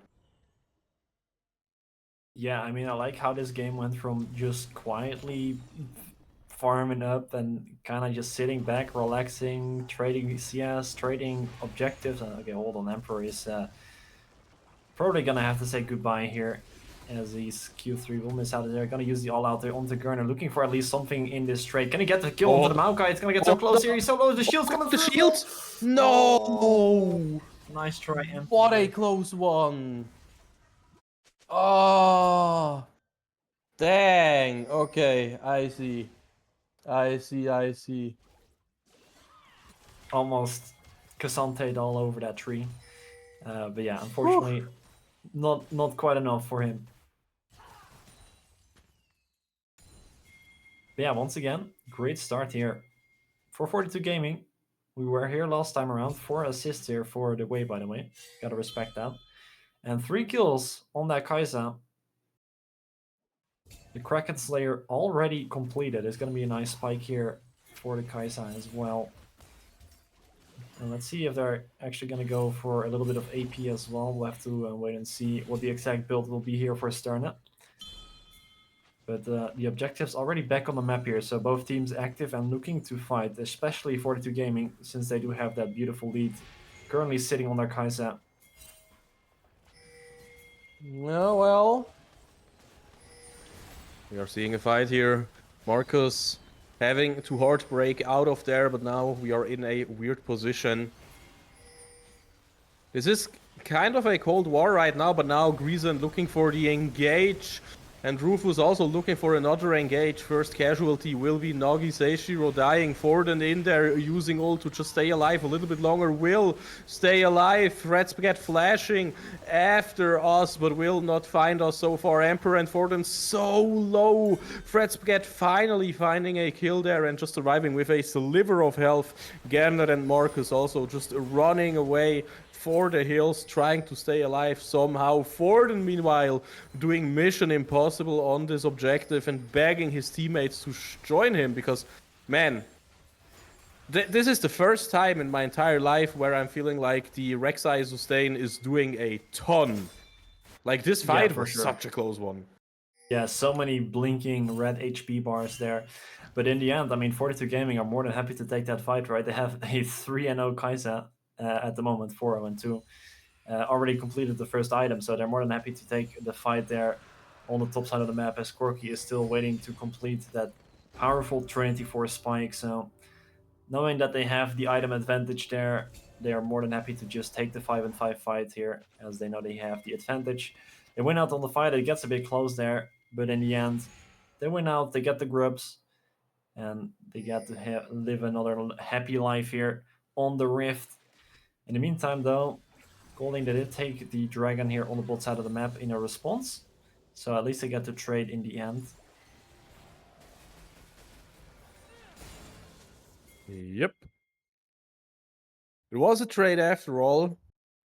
But hey, looking at the current state of the game, I can confidently say, probably Caster curse it as well, but I'll say it anyways. We have a full item on top lane. Garner, no full item. We have a full item in the jungle on Forden. Marcus, no full item. We have a full item on the AD carry. And well, come on, Corky, don't back now. No, he has a full item as well now. But okay. Top side still stands, and Forden will instantly abuse the fact that he's just on a huge power spike right now. Rel joining bot lane. Fred Spaghetti. Well, where will he go actually? He's not too sure himself. Now he finally decides to use his Valkyrie into the bot lane. Yeah, and there's no way for Kolding to respond to this. They're still sticking around there. Frespegat has to be careful. It's 3 people strong here on the bot side of the map. 442 game, and the teleport is going to come in there as a Forden. Is dropping low, has to go away. The Ignite's still ticking. Gonna survive. Yes, just oh my god, he barely. survives! Just somehow. Highlander looks pretty dead to me though. The painter will paint his own grave for now. Go back into spawn. Will give away a shutdown to Fred Spaghetti. But most importantly, we will take out a big chunk of the mid lane turret's HP. Can we take the turret itself? Nagi says no, you cannot. But yeah, as I said, a big chunk of mid lane turret's health is gone. Just a few more auto attacks and we are good to go. And there we go. Emperor also taking the first tower block there on the top side of the map. So yeah, I mean, I feel like 42 kind of overstepped their mark a little bit there, misplayed it a bit, and it got turned around, especially with that teleport coming through as well. But even regarding of that, they still had free time in the mid lanes. 1000 Sterner just farming up there for free. Emperor, same thing can be said on the top side of the map as he takes the tower. So in the big picture mode here, 42 Gaming should still be very happy about what happened, even though they slightly overstepped there in the end. But still, overall, a victory for them, as Stern is making his way to the second item now as well. And this Kaisa is looking pretty damn good here. Yep, 100% have to agree. Also, the feats of strength kicking in. And again, also just pointing out the facts, we are 4,000 gold ahead, so this game looks way better than the first game so far. Gurner is like, well, what was that? I have my sun protection with me, so nothing happening here. Marcus, maybe looking for a reset right there. We'll try to poke, you know, peaks, as we like to say in German. Yeah, I think 42 Gaming, they really want to take down this mid tower here. It's already so low. Just basically begging to be destroyed there. Okay, Highlander, that is a nice combo to land there. Nagi now in trouble. Highlander, the solo bolo in the bot side of the map here as he completes the kill. Absolutely annihilates Nagi here on the Syndra. 0-5, that is gotta feel quite rough here for Nagi on the bot side of the map here. And look at the response here. 3 members making their way towards Highlander, but the Herald will be collected here on the top side of the map as a response. Can Highlander make it out though? That is the question. It's gonna be a tough battle to fight here, as he's gonna find the tough reality that Rufus is on the way as well. The Ignite pop now as well, the fear coming through, but it won't be enough for Highlander to survive. He's actually gonna get a kill in return. And it is more than enough, more than you can ask. The Herald will be popped in the mid side of the map as well. And these towers will be falling in favor of 42 Gaming. And all thanks on the back of the pressure that Highlander was able to provide on the way here. No, Forden's husband died. F in a chat. New lore? Wait, is it? I don't know. I mean, Rek'Sai is queen of the... What are they called, actually? What are they called? Dang. Let me Chat will Google. help me out as always. They wrote an F though, that's amazing. Xerzai, I think. I think she's the queen of the Xerzai. Yeah. Yeah, there we go. Now, meanwhile, we have a fight as well. Tausendstedt dropping super low, but will get out of there with the killer instinct. Marcus will be the first one to fall. Fred Spaghetti now also in huge trouble. Will get knocked up by the queen of the Xerzai. Forden is still on the hunt, and meanwhile, yeah, Fred Spaghetti and Rufus Oxnus will just go into the gray screen, and also Forden getting another one there. Is on a rampage, has a huge shutdown as well. So yeah, the Void being represented just as I love it to be. This Kaiser, this Rek'Sai, they are doing God's work. Another dragon to collect as well. And that's always nice to see for 2 gaming. You know, mountain dragons are always nice to have that little bit of extra protection, especially if you're 1000 Sterna and you're probably going to get focused quite hard here. You know, Nagi might press the outplay button here at any time. But for now, yeah, I don't think Forden really cares about that Maokai ult at all. He's just gonna, you know, waddle his way around and recall.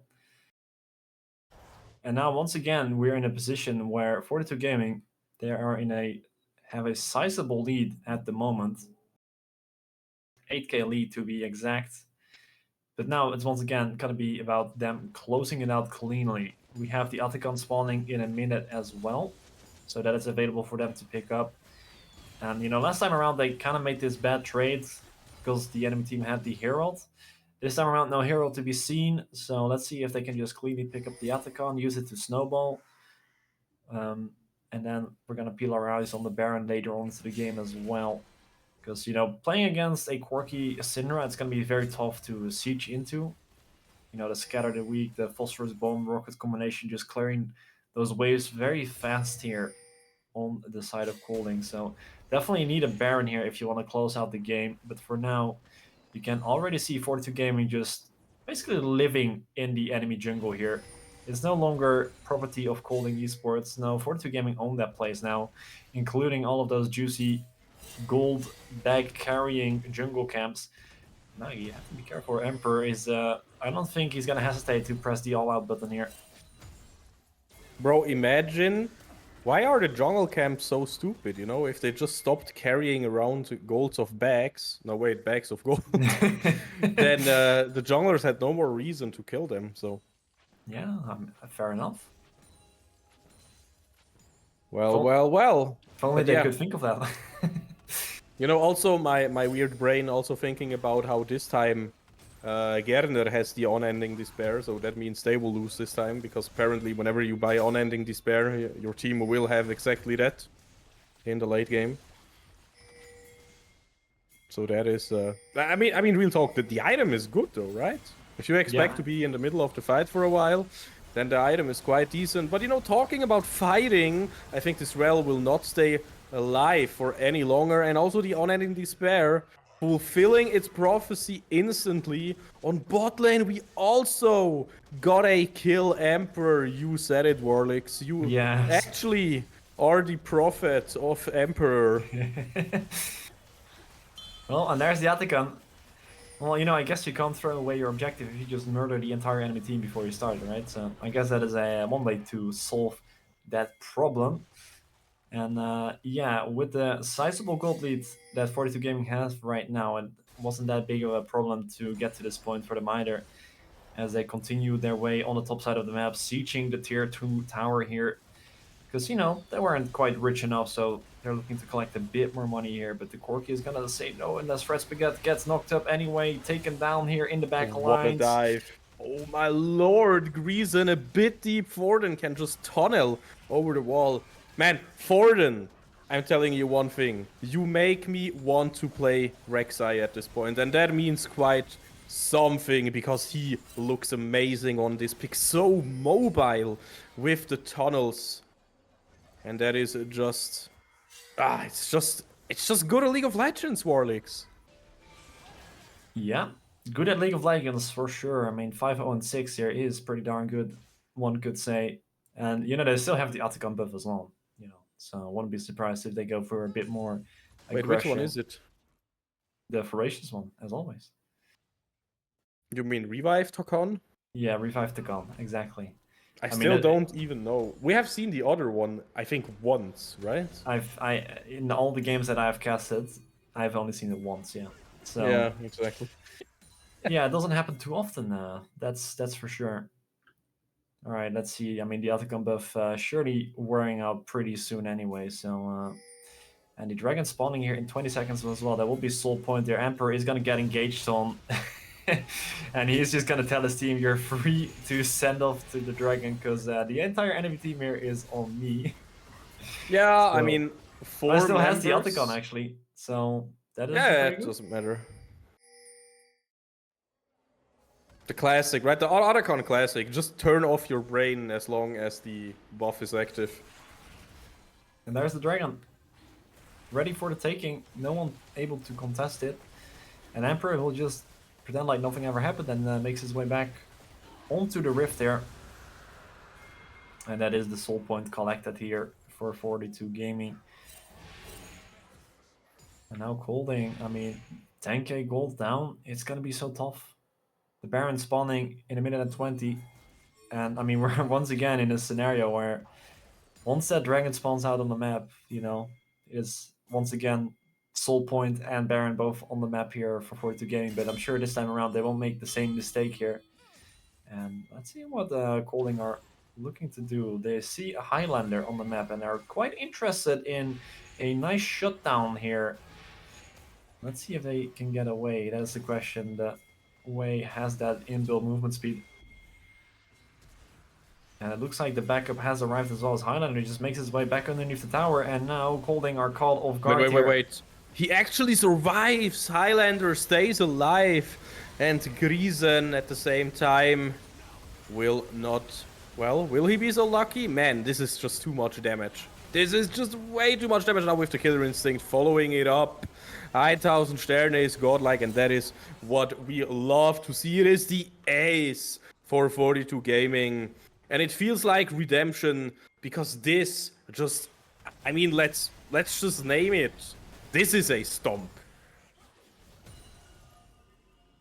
Yeah, I mean, that was desperation for Kolding right there. They felt like they had to get something. And, they saw Highlander and they said, screw it, let's go for it. Let's give it a try because it's the only thing we have left in the tank here. They try to catch Highlander before any fight could break out, but unfortunately Highlander just gets away with that movement speed that the Way has in the pocket, the fear coming through as well. And during that entire chase down, the rest of 42 Gaming can just come to the aid of Highlander, back him up, and they turn around the fight into a clean ace there in the end. Never taking down Highlander in the process. And on the back of that, take the inhibitor here on the top side of the map as well. Baron now out on the map as well. Ready for the taking here for 42 Gaming. And, well, let's see that objective control, Let's see it from 42 Gaming.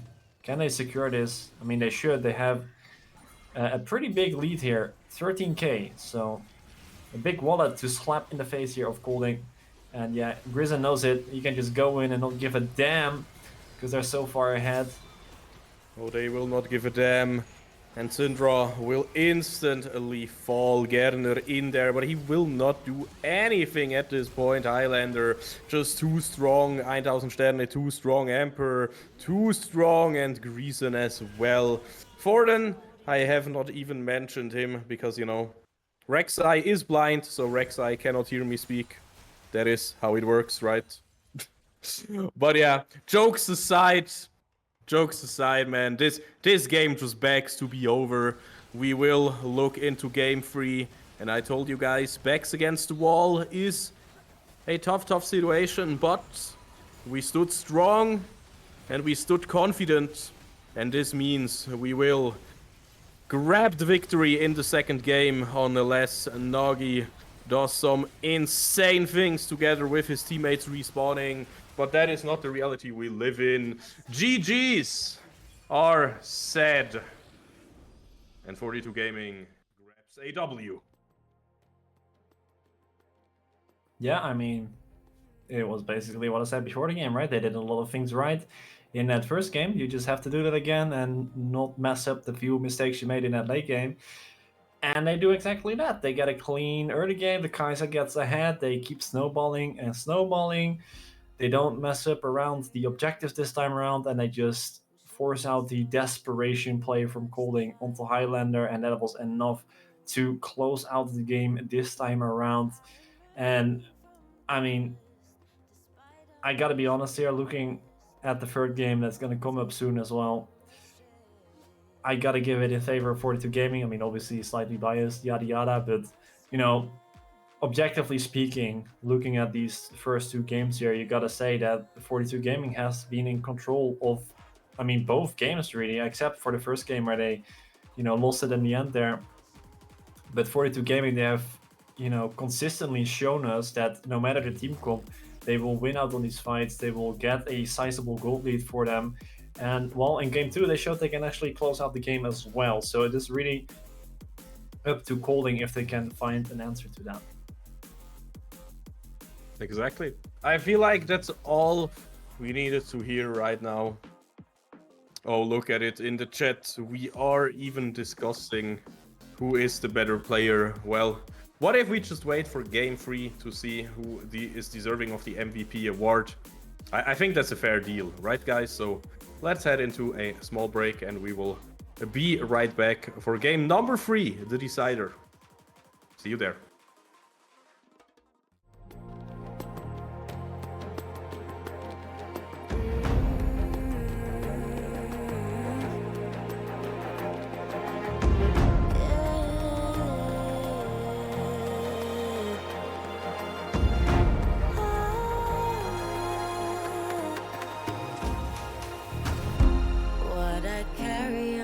Shoulders, we're showing stories told. Watch the fire burn away the cold. I am rising from the dust, despite how much we lost. You will not take away my strength. You will not take away my strength.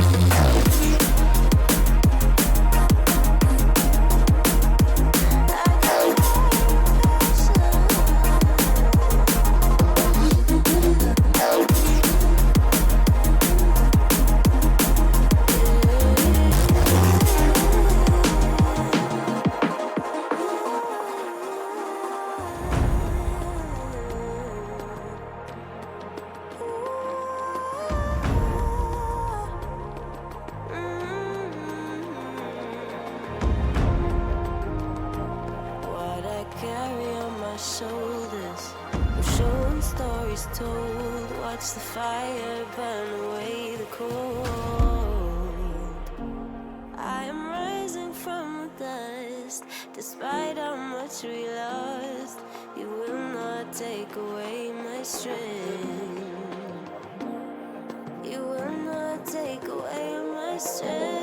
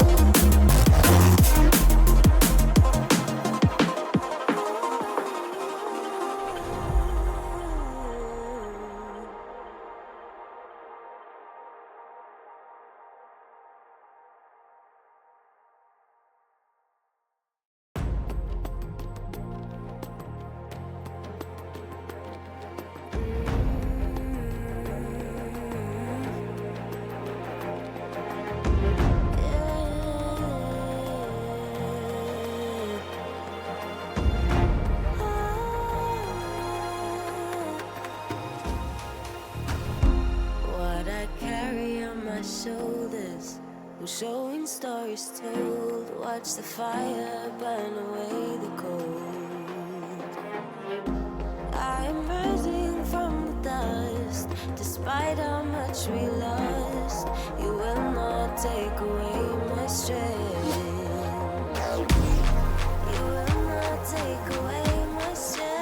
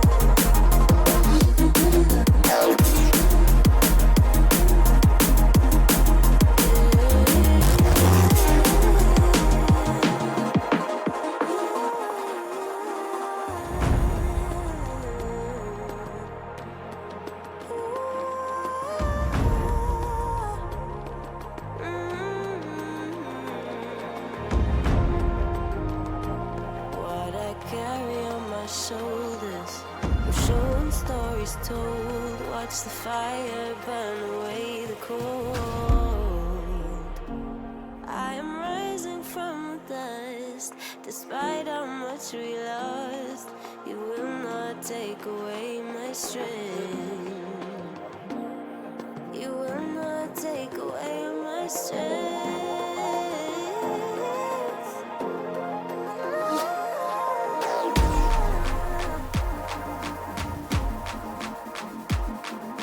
Fire passion. I got fire passion.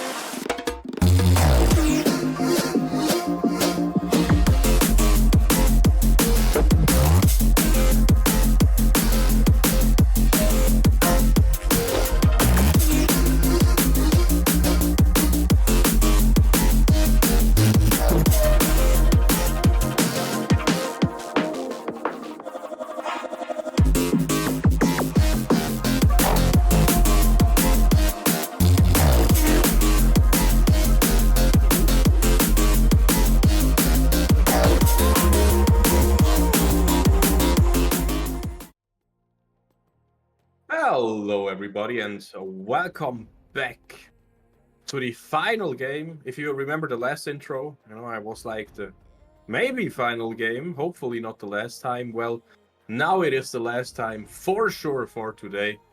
So we are, of course, looking at an action-packed game. I hope so, at least. Warlix, what are you looking for? Do you think finally Skarner is dethroned? Never. Never. Never. Never. No, the Scorpion will remain the king in the jungle, I think. I think Forden showed it pretty well in the first game. The Impale is just such an impactful ability, and Skarner is just True. a very solid jungler. His ganking ability is very strong. The Impale is very strong. And I think overall, just still the king of the jungle here. Reason why we saw him banned in game number 2, and if he won't be banned in game number 3, I'm sure he will be picked. I would be surprised if that was not the case, at least.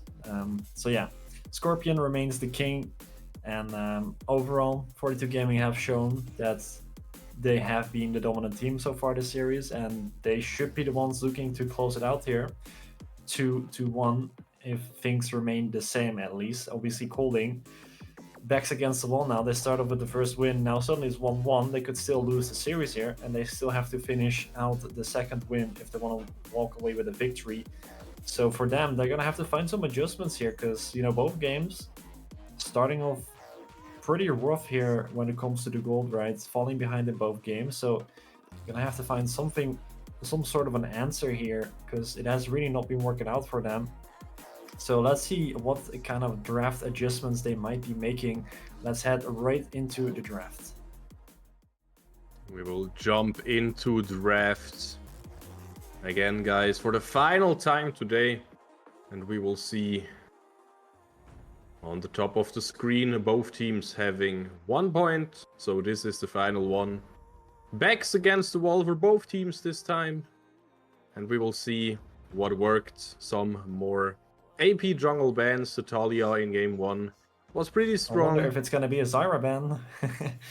That would be an give me the absolute Zyra shocker. ban. Yeah, Well, don't risk it. Don't risk it for the biscuit. Just all right, but yeah. Scorpion? Okay, there it is. The Scorpion is taken away here. They have seen enough of that champion. They have learned the lesson from the first game. Scorpion, pretty damn strong. This time around, the Corki heading towards 42 Gaming. So taken away here. Now let's see. Yeah, the VAR is still up. The Ashe also a possibility.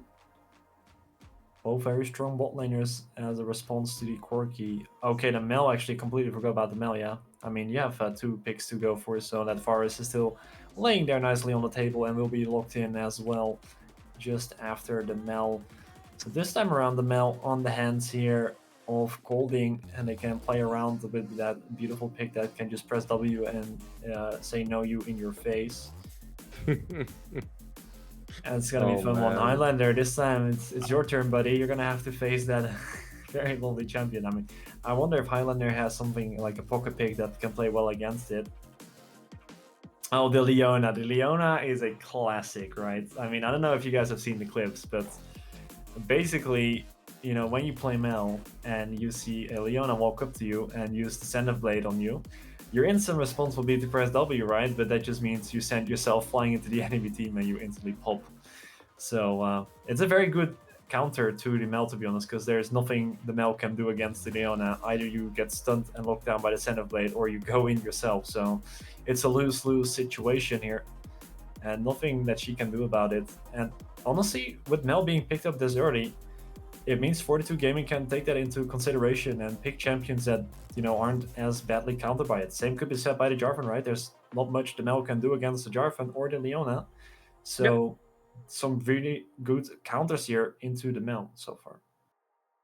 Yeah, for sure. You can just try to Cataclysm the Mel, and yeah, I mean, she will counter it, but you can just Cataclysm her, and she is still stuck in the little bird cage.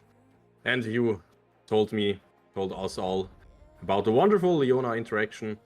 Now, what are we seeing banned? Keisonte, solid ban. I get it, honestly. Emperor was diving people left and right, or well, mostly on the bot lane, the one dive that I was like, no way in hell did he just do that. But, well, he did, he just did what he did. Don't quote me on that, by the way. Alisram 2025, people do what they do. Absolute 5-head stuff I'm talking about here. But what we're also doing is looking at the bans.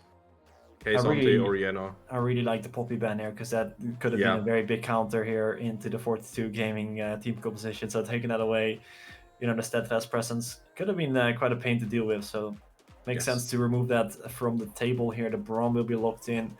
As far as Braum combination can be quite dangerous here, but yeah, I mean, so can be the Corki Leona. That's going to be an interesting bot lane, right? Never a quiet bot lane when there's a Leona around, that's for sure. And okay, Highlander, come on, there we go. We finally get the assassins locked in here. Finally, I can, enjoy that 20 damage buff on the electrocute here. And Highlander surely can showcase me its power. And once again, not that many counters here, except for, I guess, the E for Macaulay can be countered here by the Mel. That is quite a big one, but yeah, with the perfect execution, I feel like Highlander is still going to be a big threat here. And like you said before, sure, the Mel has a lot of annoying things, right? The Q, the big range, the insta damage that is almost undodgeable, the rebuttal. the execution. She has so many annoying things, but the thing that she does not have is mobility. She doesn't have the 20 million dashes. So in the end, Cataclysm, and you are locked down in place. Nothing you can do about it. An assassin on your face. Nothing you can do about it. And she will still be a weak, immobile champion in that sense that can easily be taken advantage of if you're playing up against a scary Akali. Oh, yeah, definitely. Definitely. The Kali has to be the highlight here. Has to be the pick that we are looking forward to.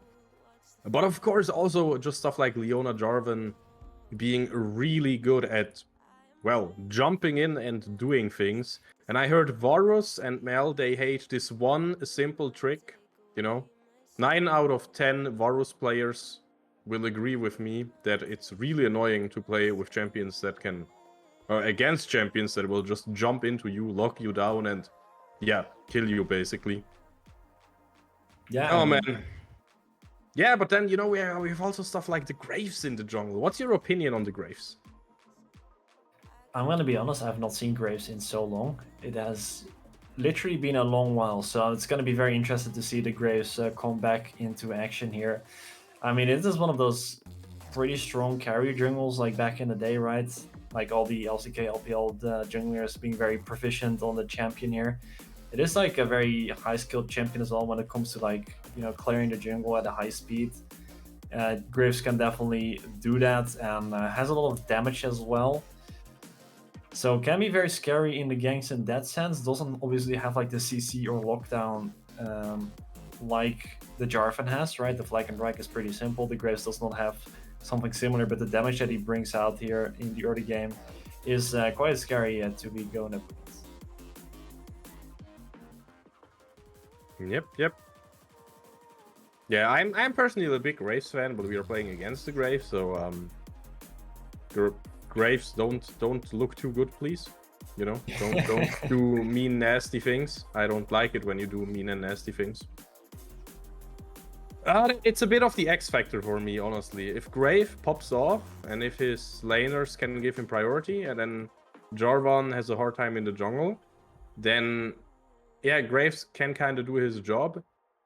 But if he cannot really pop off, and if he's just staying passive and just slowly scaling up, then I feel like we should be pretty comfortable. Even though the room is small, as Leo G said, that is just the reality of today's final game. Okay, so just out of curiosity, I was like, has Graves even been played in pro play in recent times?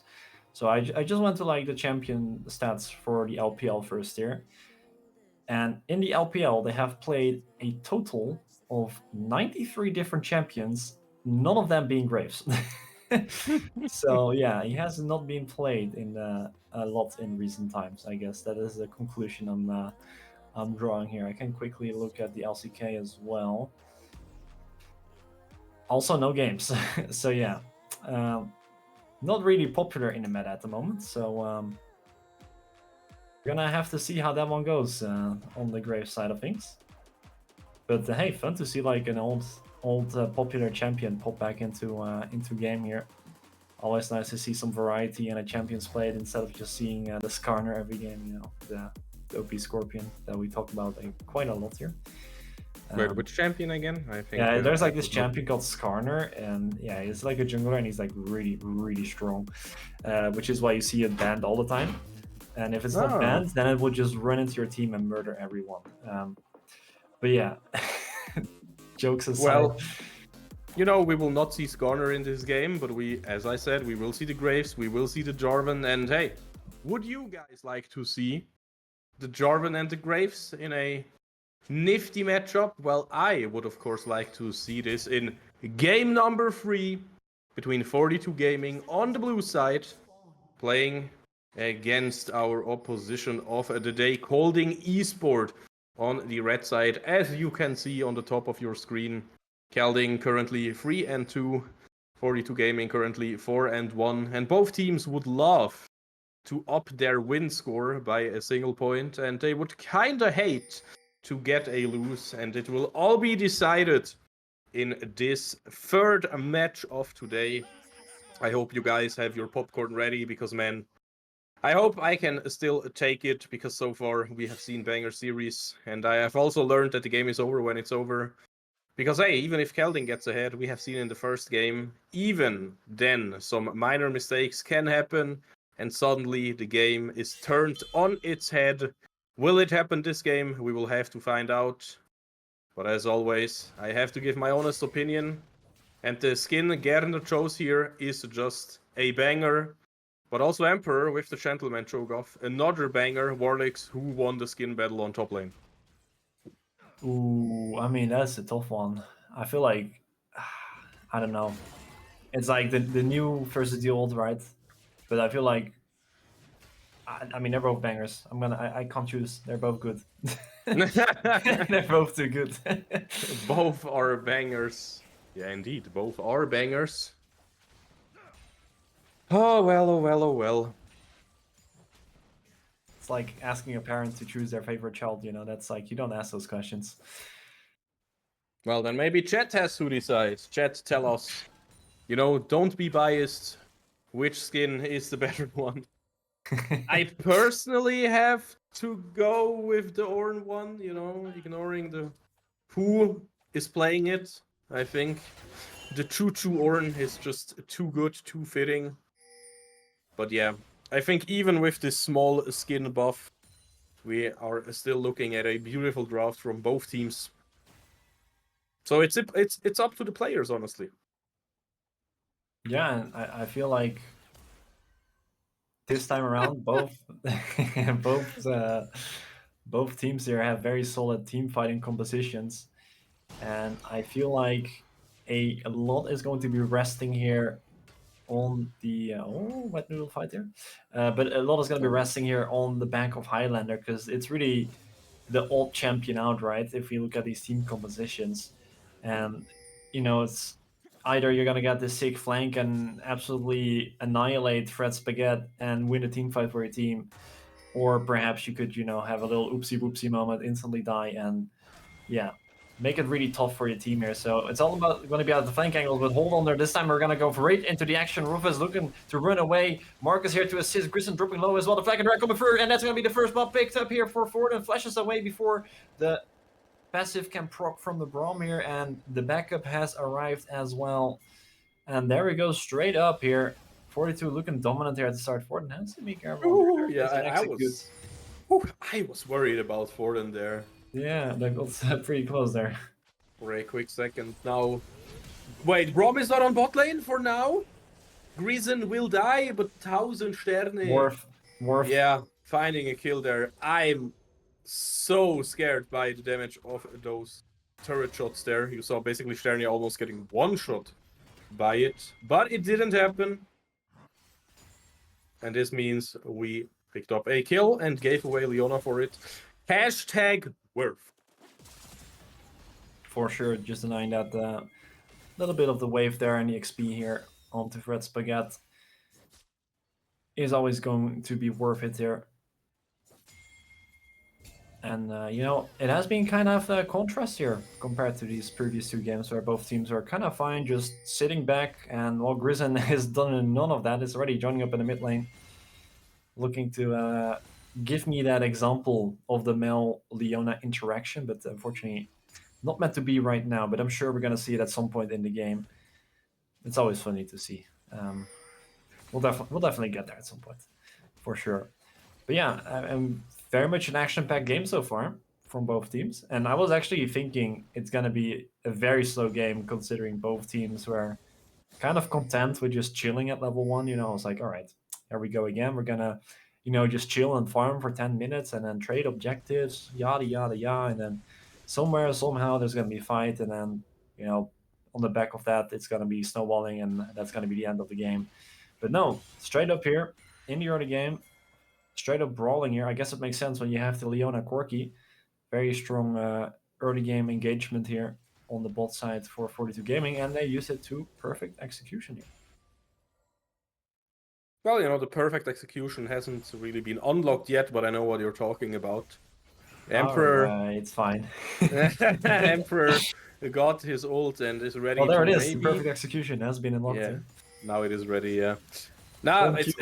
it's always interesting when you unlock your ult as Cho'Gath, because at some point you kind of need to start eating things, right? But when your lane opponent sees you eating things, then he knows that you will not have this big important chunk of burst ready for the next minute. So it's always a weird dynamic, right? And yeah, Emperor decided, what if I just nibbled on an objective instead, because that gives you an extra stack as well. And that is exactly what he did. Now, of course, Garner knows that he does not have his ult available for now. But hey, you know what's better than an ult? A Jarvan for backup. You know what's better than a Jarvan? Your entire bot lane minus the ADC. You see what I did there. Forden has to submit there. I mean, they have Graves. They are basically a bot lane at this point, Oh, right? Highlander. Yeah, Highlander looking for the perfect execution right there and will find it. Reason needs to get out of there. Highlander will get exhausted. Griesen dropping super low, has the Brom stacks on him and will use the Ignite defensively to keep Marcus away, you know, like a fly spray. Like, no, don't come near me. Go away. So yeah, that's me in my head when I get ignited in real life. Get pepper sprayed. I mean, just to take note of everything, Kolding, they did take the dragon on the bot side of the map, and I mean, 42, they're looking to reply on the top side with the grubs, but they have not been allowed there. They've been pressured off, and now they're fighting for it. The choo-choo train is not connecting. Marcus on the other side of the pit now. Ford and Emperor and Highlander now looking to fight over the objective. Already losing one of those grubs to Kolding here, and it looks like they're gonna have to give up the second as well. Emperor is just way too low here.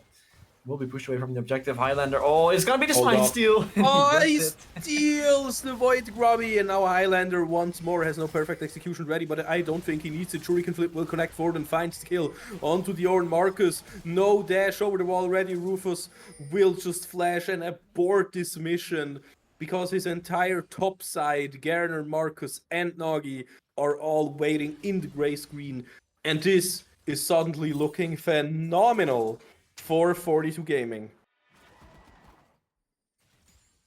Yeah, Kolding, they try to, you know, set a step forward here and be dominant in the early game by saying, you know, we're gonna take both the objectives here. We're not trading anymore. We're not giving that to you anymore, 42 Gaming. And, you know, they do take the one group here, which I guess it denies the feats of strength a little bit, but who cares? 42 Gaming, they recapitalize on the fight there and find themselves a lot of kills here, and now currently 6-1 in the kill count, 2.5k gold lead advantage as well. So they are more than happy with giving up that one little group for the advantage they currently find themselves in. And let's see if they can snowball it once again. They have shown us that they can do this last game around. I mean, they did in the first game as well. They just didn't need to throw it. Okay, Fred Spaghetti. Oh, hold up on bot lane. Wait, Griesen. What is this madness? He walks he up goes back to in him with and the center blade. Sterling is here. 1000 Sterne gets the kill, wants to grab the second one because he's just cleansing the stun away. When will his dash be up again? Well, not in time. And he also had no more rockets, no more ammunition there to fire at Rofus. So yeah, maybe we could criticize him for wasting the cleanse there, but hey, trading support for ADC always feels great, because look at all the minions dying to the turret there. Yeah, that's definitely worth it there for 42 Gaming. 1000 Stern is still looking for that also beautiful Trinity Force here.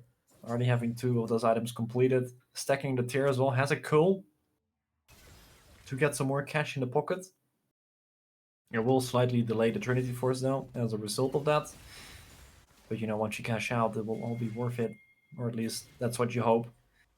Griesen has to be a bit careful here. Okay, so this Rufus actually goes over the wall here. It will now be locked down by Griesen, but Highlander making its way over as well. There comes that Cataclysm, and Fred Spaghetti no longer has the flash available. Had to use that in the last fight.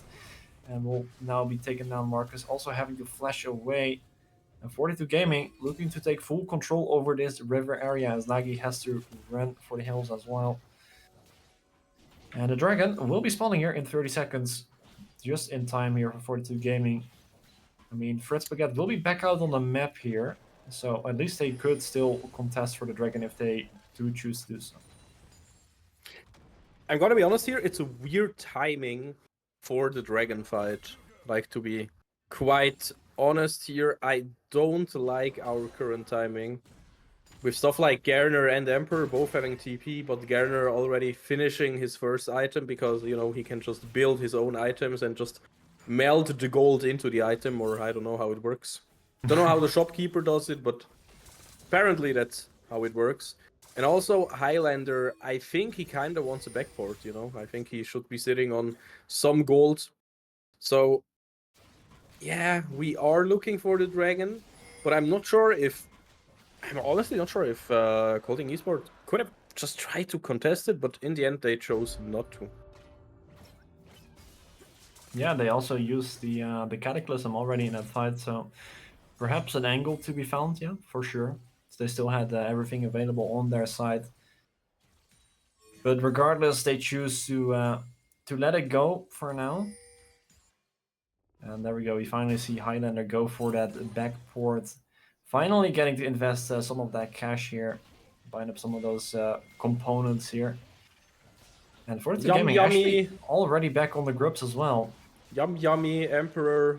Yum, look at it. Delicious. And this is the 4th Void Grubby, by the way. And the 5th one as well, for good measure. Also, can we talk about how with the Infernal Rift, you can now look for the Infernal Rift thingies that give you a little bit of speed and a stack.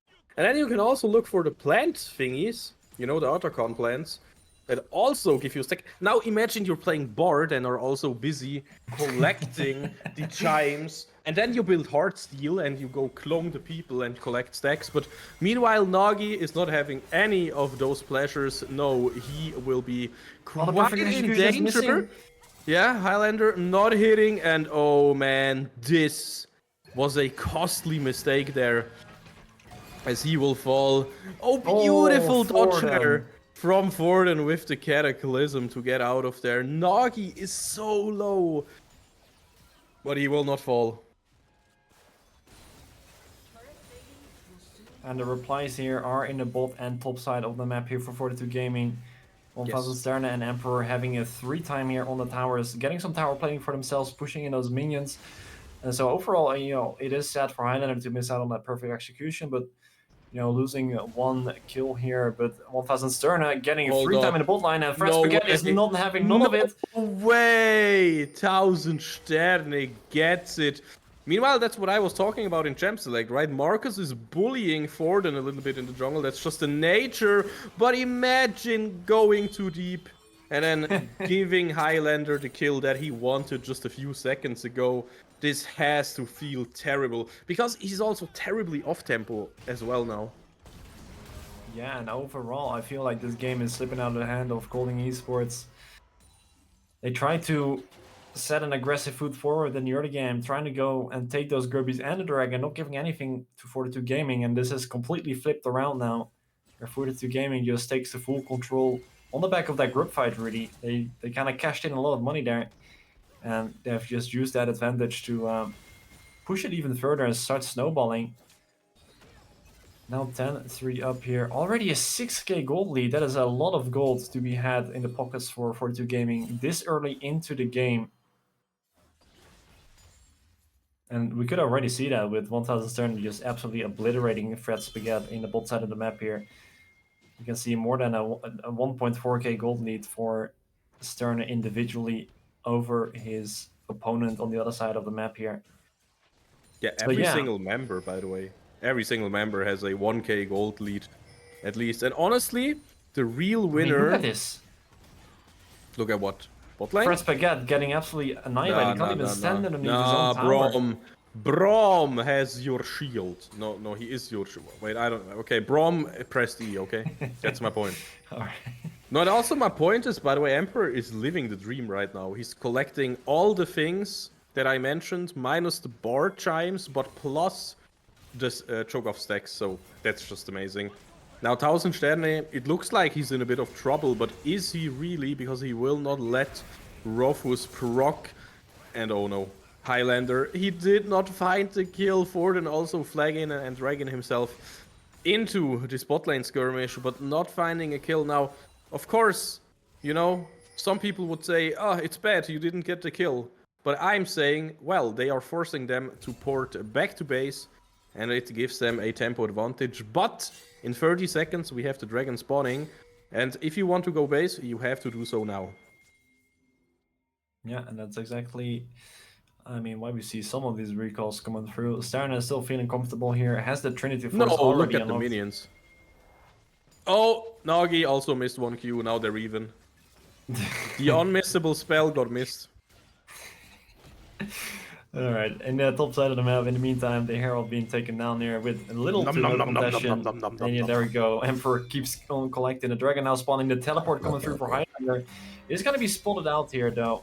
The pinks on the map are going crazy, and there we go. Oh, it's beautiful! Is going through. Can the Ornhorn help at all? No, it cannot. Mel will just get burst down like it's nothing, and now the Rift Herald will shove in the mid lane. Greason will get focused by the turret. Herald crashing into the turret, and look at all those little void Timmies just running at the turret, dealing so much damage. And meanwhile, on the other side of the map, somehow Highlander found his Grim Reaper, but now it is time to face the rest of the team. And can they find something? Fred Spaghetti will be jumped on. Cataclysm will deal a ton of damage, but Forden will not find the kill, and trying to flash out will die while doing so. Meanwhile, Gerner has to face the ref of this DPS here. My eyes are on the Corki, are on 1000 Sterne, and he will be shot down. And now it is only Greason left. And Greason will, of course, not have enough damage. It is only a support after all. And this, chat, I'm sorry to inform you, but are we throwing a little bit again? It's definitely starting to look like it. I mean, we did get to see it in the picture-in-picture here. Thanks for the beautiful production, Vodka in the background. Highlander, he tried to teleport to the bot side to collapse on the dragon, but instead the rest of his team collapsed towards the mid side of the map here, leaving him isolated. And yeah, Marcus and Rufus just took him down, meaning we had a 5 vs 4 right there, as Nagi did get to teleport in there, and they took full advantage of that. Kind of just kited them around and then re-engaged, picked up all of those beautiful kills here. And yeah, I mean, with the backs not being used here by 42 Gaming, they do have the cash in the pocket, but not spent here. I'm so and mad. That is going to come back to bite them here, as an Infernal Dragon will be picked up as well by Kolding Esports. They can kind of close down this gold gap that has been created. And yeah, sure, 42 Gaming, they should still be here in the commanding lead, but, losing grip a little bit here on the game as they do a little oopsie-whoopsie, as one could say. But yeah, for now, 1000 Stern is still happy on those 2 items here. It has a lot of damage here. Is soon gonna upgrade to the Muramana as well, so that should be a big power spike for him. And 42 Gaming, they still look to keep their presence on the map here, regardless of that little slip up.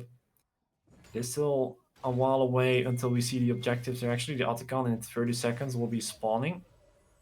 I'm so mad. Have you seen Corki missing his phosphor bomb onto the minions? What is it with the both mid laners just being a tiny bit short? And on Nagi did it. Now 1000 Sterne did it. Highlander missed it, and like what's wrong with like circular AOE spells and people just missing it? I don't know. And there we go. Another Voracious Atacon, to no one's surprise.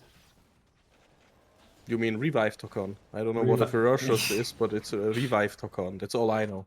Alright, we'll put it in Aliceram terms, yeah. The Revive Tokon has spawned on the map now on the bot side here, towards the dragon, that will be spawning in roughly 3 minutes as well. And we can see a little shenanigans going on here on the top side of the map here, as 42 Gaming looks to take control of the enemy jungle. But obviously, Kolding Esports are not gonna just let that slide that easily. So they are 4-man strong towards the top side to try and reply here. If Red Spaghetti flashing forward, Forden will survive. And Fred Spaghetti, as you said, yeah, I mean, that just shows how strong Braum is, but I'm just glad Forden survived this. And once more, I'm not too sure how he got into this situation, but Gerner is like, yo, what if we capitalize on it? 1000 Sterne will just keep it safe, flash over the wall, and Griesen, of course, the tanky support can just chill there. No need to try to get out or anything. But yeah, that's an important flash that we probably would want for the Otacon, for the Dragon that is up in 2 minutes. Yeah. Not too happy about that, but it could have been worse. Alright, I see some pinks, some blue pinks coming through on the top side of the map here. And I see pinks coming all over the map. They're just taking everything here. That is the plan. I mean, it's pretty solid. Okay, nothing happening. He has red buff. He will heal back up.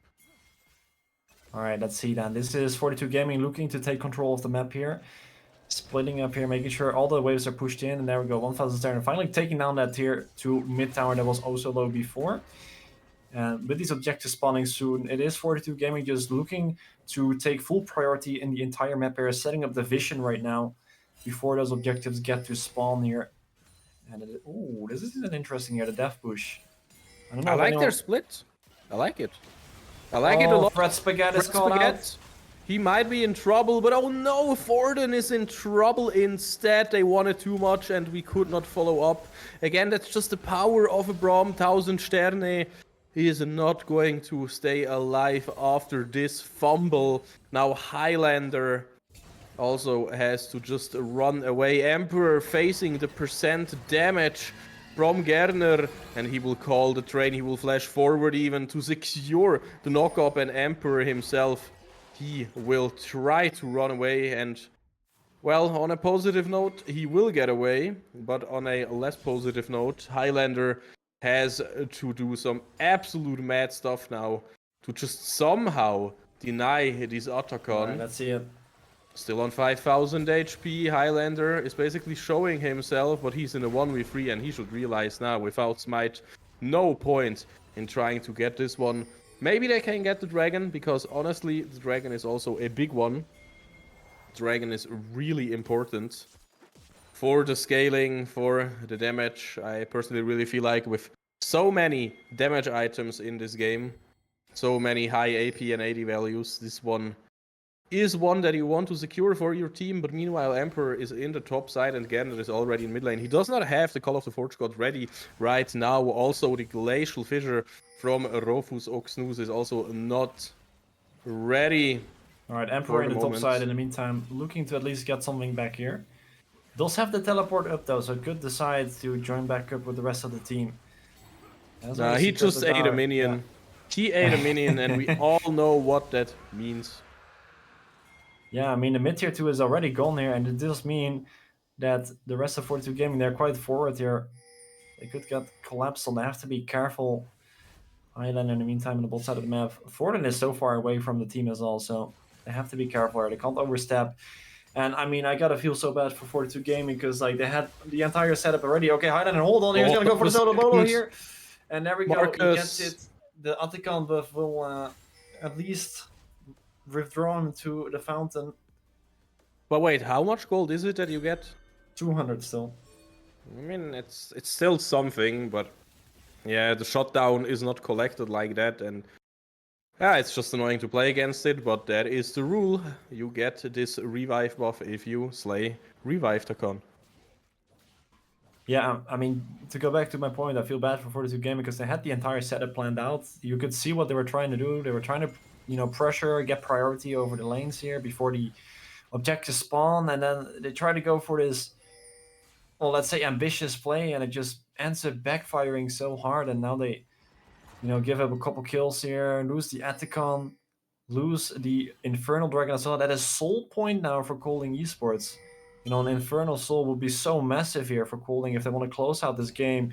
And I'm starting to get a few flashbacks here from game number 1 here, where, you know, 42 Gaming, they have shown us time and time again they can build up these significant leads in the early and mid game. But when it comes to the mid game execution, to the macro, they just seem to fumble it a little bit, and it comes to, you know, haunt them quite massively. It has done so in game 1 and it could be the same in game 3 here. Hold on, let's death push here. Thornton will be able to spot it out with his beautiful flag here. The Baron now started off here by Kolding Esports.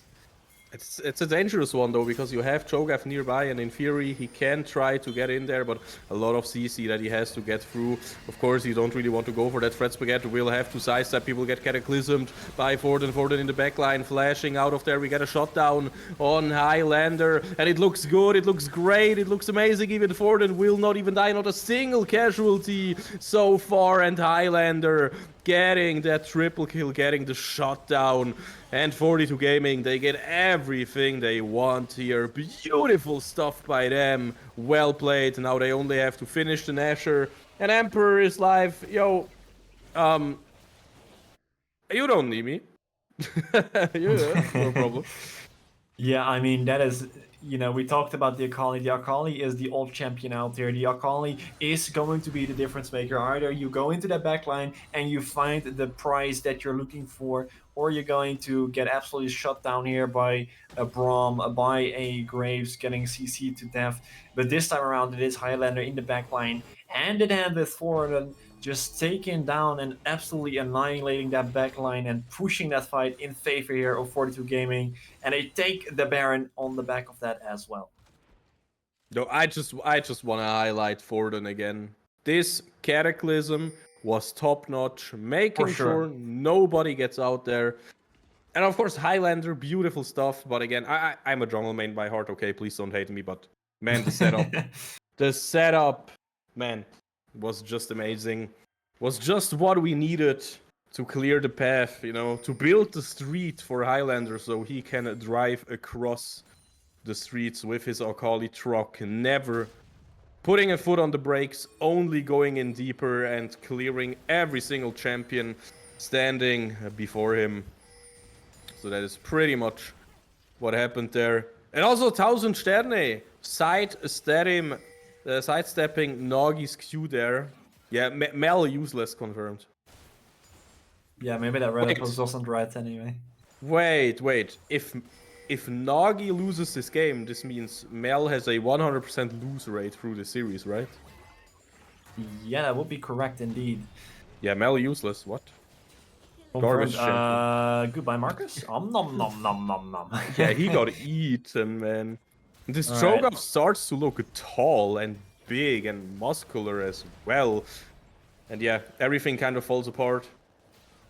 I see on the map that Emperor is in a bit of trouble. I see it in the picture by picture as well, but it doesn't really matter because in your base you are also having a lot of trouble. Yeah, Gerner is trying to keep this base alive. First turret will fall though.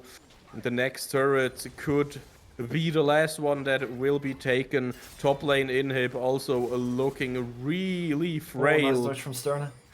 Oh my god, man. This has to be the game. Fred Spaghetti is flashing out of the Cataclysm, but is it enough here? Oh, they're quite low here. They have to be careful. 1000 Sterne will fall to Marcus, and he will instantly use the collateral damage, but he will not find a kill with it. And now Forden and Highlander, they are literally on a sliver of health, but they are just fine. They are not dead, and they have Baron recall. So they will be at the dragon just in time. Yeah, the dragon, that's the soul point.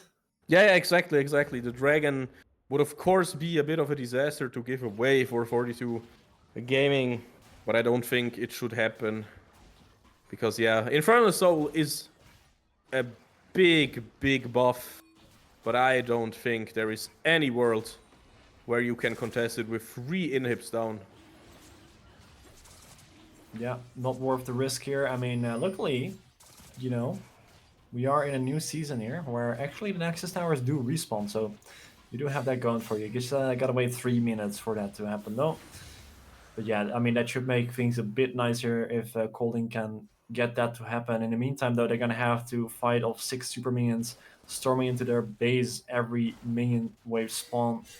That's always tough to deal with, but with the virus, that is always gonna be more than doable. And the Graves as well, to be fair. Does a lot of damage to these minions.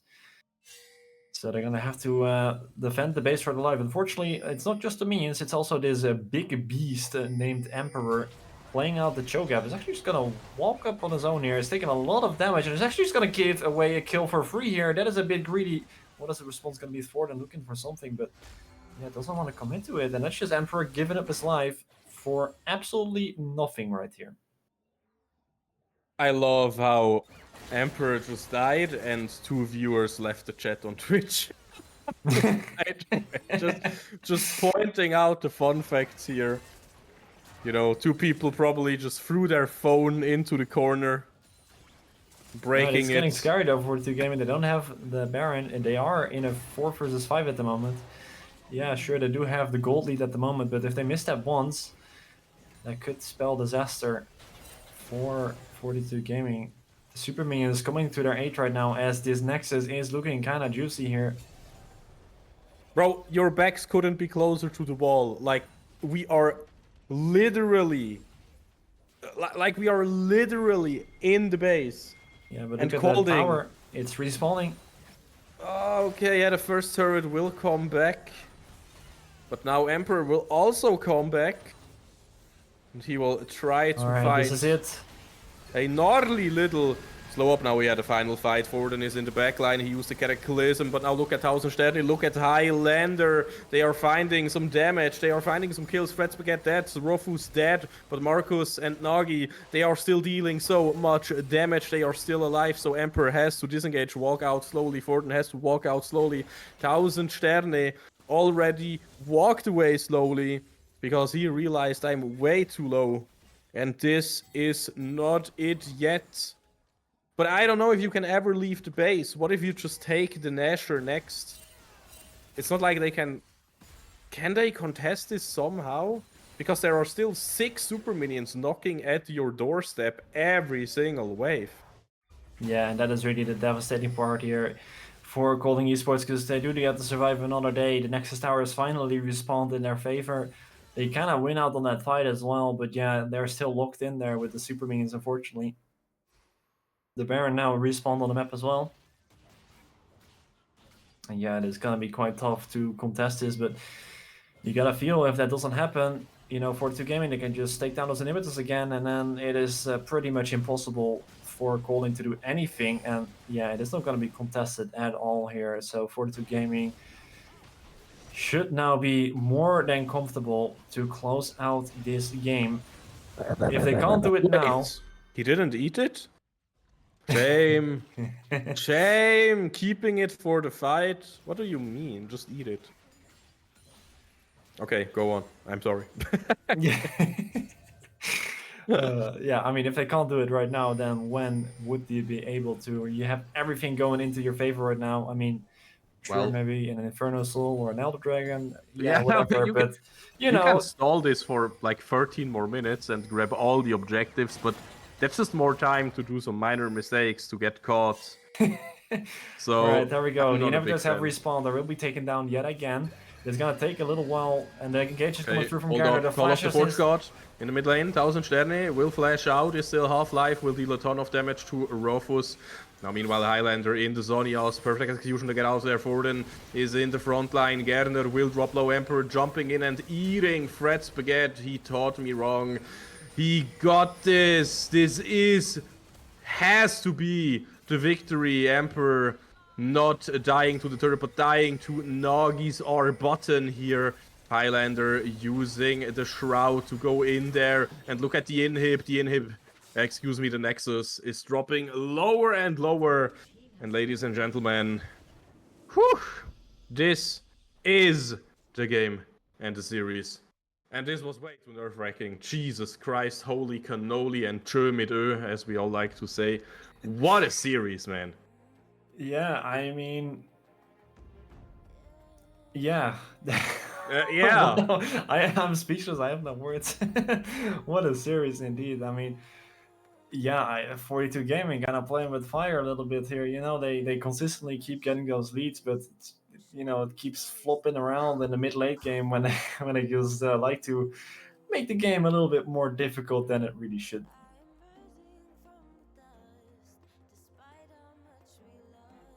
We are currently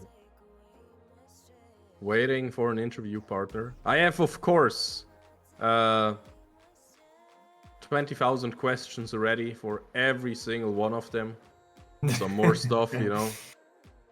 Yeah, the thing is, I like to ask unconventional questions, but you know, they will. My questions actually reveal the personality and the deeper philosophy of you know, of our players. So you can do the serious questions. I got the actual. Exactly. I got the actual questions ready. But yeah, first of all, we need to decide on an interviewee, because without interviewee, we will have no interview. But I have been told that we will get somebody. You know, maybe they are still rolling a dice on who gets to be the man of the honor. Because as we all know, they only sent the MVP into the interview, as we heard in the last interview. True. You know? Maybe someone gets to say something about it now. That statement, you know. Exactly. I mean, whoever is in here will automatically get the MVP title. Oh yeah, we can definitely watch some replays in the meantime. Let's heckin' go.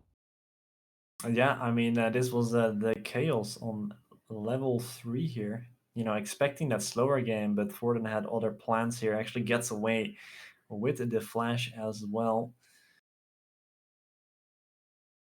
And this is really where the lead started to swing in the favor for 42 Gaming. Sure, they had a small lead already, but this is where, you know, Kolding Esports had tried to set the foot forward and try to take away this grub buff. But unfortunately for them, Highlander perfectly executing here, Nuggy in the mid lane.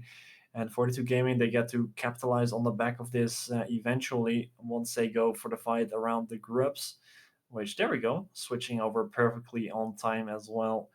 I mean, it looks pretty bad here at the moment, but once the grouping happens on the bot side here, 42 Gaming, they get the smite seal, and you see how clumped up together Kolding Esports are, and Emperor makes his way back as well. Highlander doing an absolute monstrous job in this fight. And yeah, the manpower here too strong to deal with for Kolding Esports, and this is why the score is 6-1, already 2k gold lead in that early game. That is really when, you know, 42 Gaming, they started to run away with this game. Some more beautiful solo kills on the bot side of the map as well, because, you know, it is 1000 Sterna. He just does it like that. You know, gotta say, the bot lane has been very dominant the entire series, so shout out to the both of them. Playing very well this series. I mean, honestly, everyone in this series has played incredibly well, so I could say that for every single player here.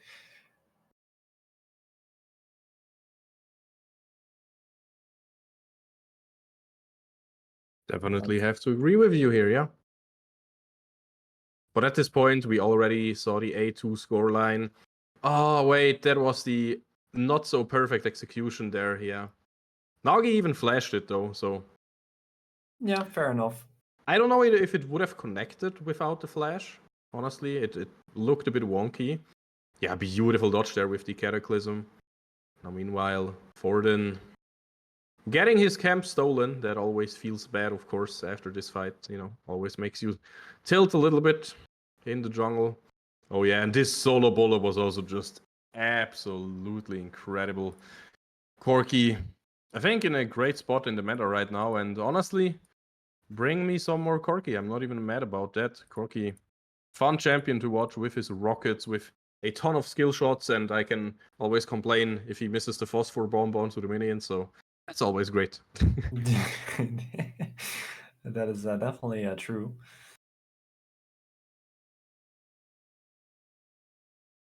Hello? Hello. Hello. Hello, good sir. This is Highlander joining the interview. Hello. I apologize for not getting a stand on here. He did not want to go, so I'm going. We'll do it. Yeah. Oh, so 1000 Stern, it didn't feel like he was the MVP of the series, but he felt like you were the MVP. Congratulations on getting the MVP title then.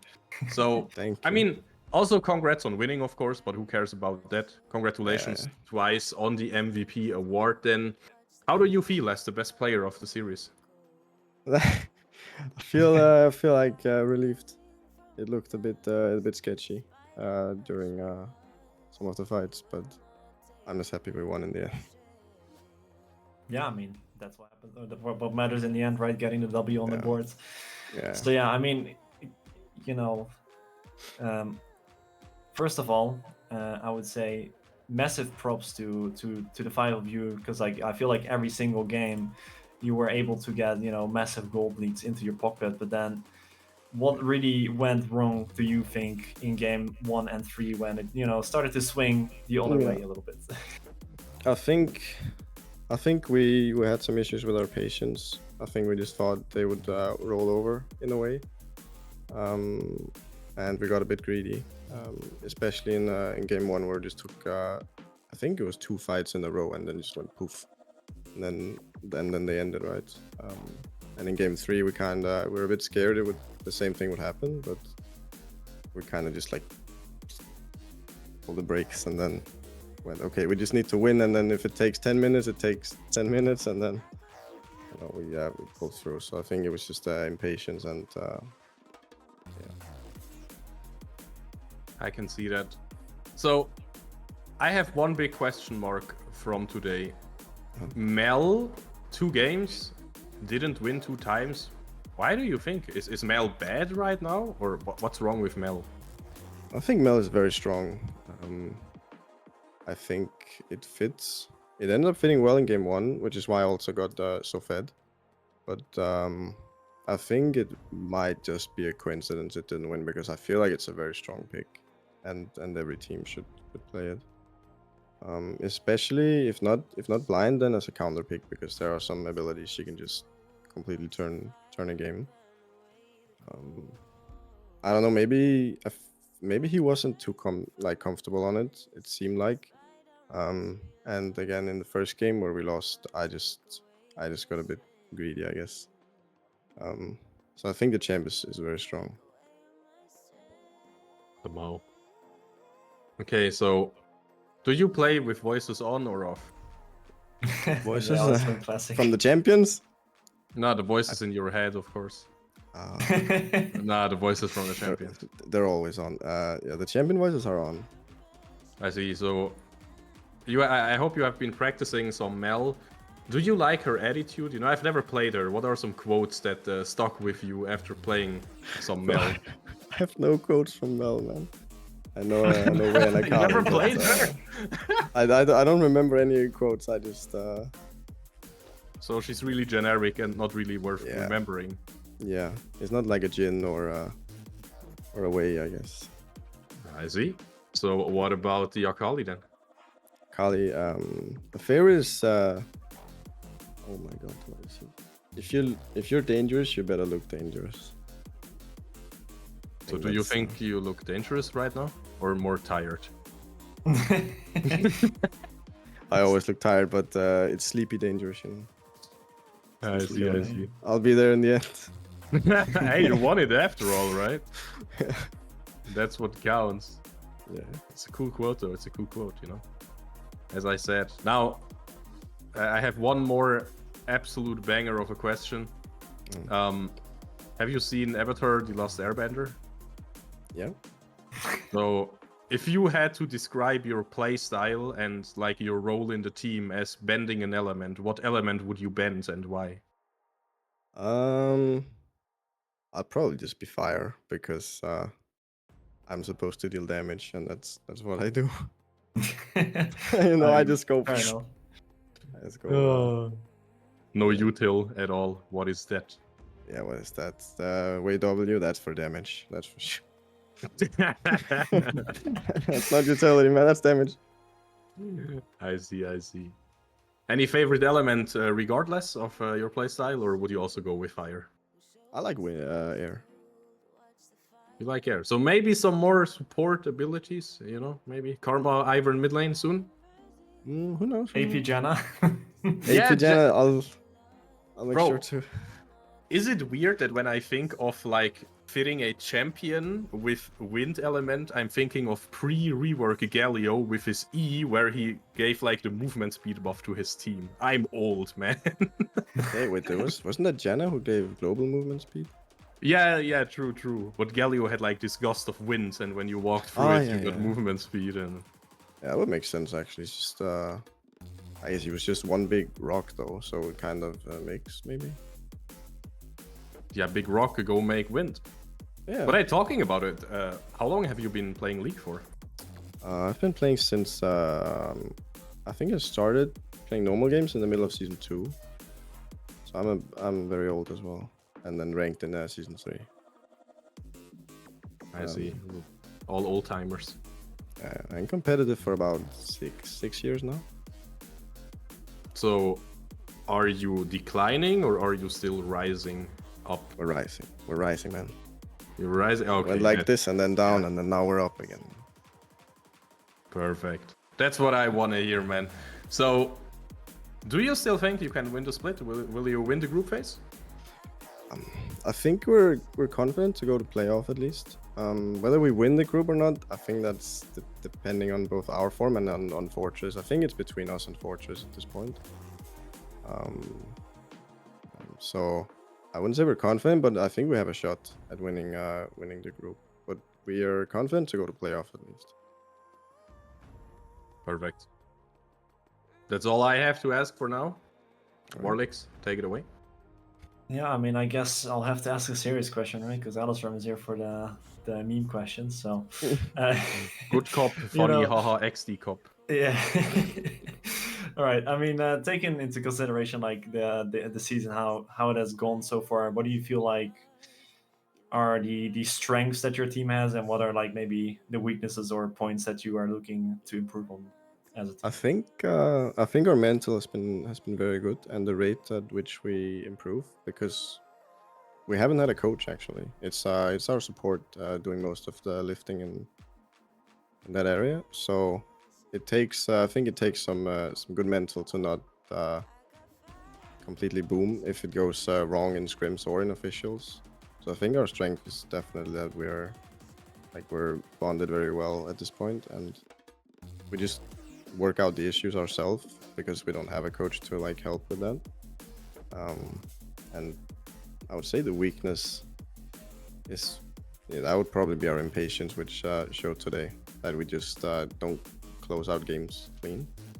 We just we got a very, very big lead and then it just falters, you know. So I think that'll be strengths and weaknesses. But Yeah, honestly, I think that's something that is, I mean, nothing is easy to fix, but I think that's one of the easier things to fix, honestly. Yeah, I'm tired, man. But yeah, I feel like, you know, if you already got a strong early game, you got strong laning phases, everything, I feel like that's way harder, you know, to properly fix, while, you know, just don't throw lol into the mid to late game. Yeah, I think so too. So yeah, I'm confident into you guys. Looking good. Appreciate it. Yeah, and Strengths are waking him up in time. What? I can't see the chat, man. I'm looking at the cameras here. Yeah, Leo G wrote that the strengths of your team are waking you up in time. being called out on the spot there. Oh man. That's just a meme.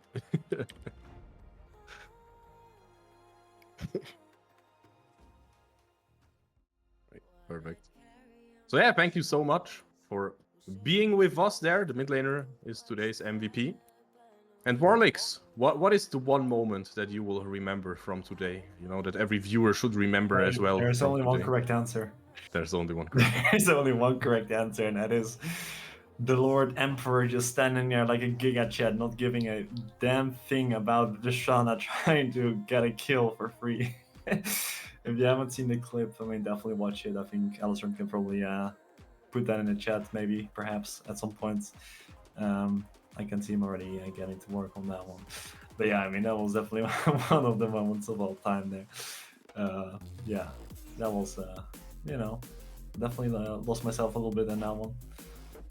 Good moments. Oh, it's just 3 stars. Or at least for me. I don't know. But yeah, regardless, that was a great moment. I'm guessing you had the same one, Alistair? Yep. Yeah. Only 3 stars? I only see 3 stars on my screen, but Dang it. Oh well. You'll have to join the Discord and see it there. You know, follow all the socials and everything. So gotta do it like that, you know. Simple. I think that's a wrap up, right? So I think I speak for Warlix and myself and the team and everybody. Thank you so much for watching. We will be here same time, same day, just next week. And then we will have another banger series, of course. Today was maybe a little bit too much, you know, a little bit too hype. I would have liked a clean 2-0, but hey, we have sailed and found our path either way. So GG's to both teams. But as I said, the better team may win, and that was, of course, 42 Gaming. And yeah, see you in a week. Stay healthy, stay good, and have a good one. Good night, everybody.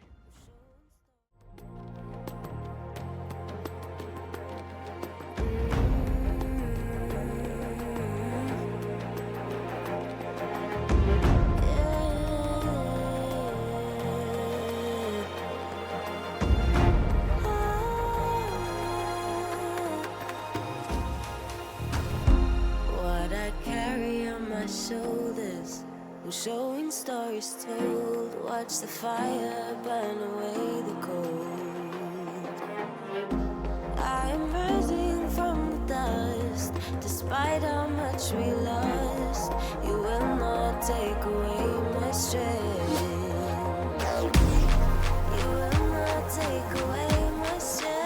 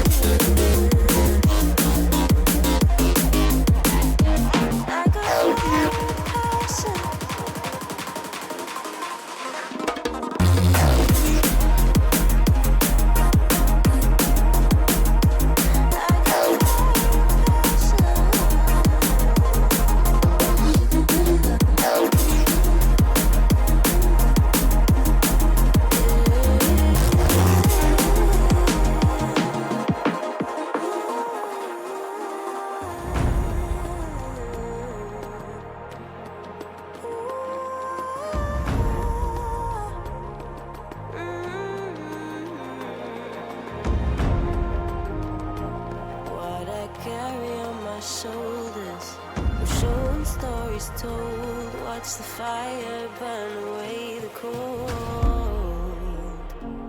I am rising from the dust, despite how much we lost. You will not take away my strength. You will not take away my strength.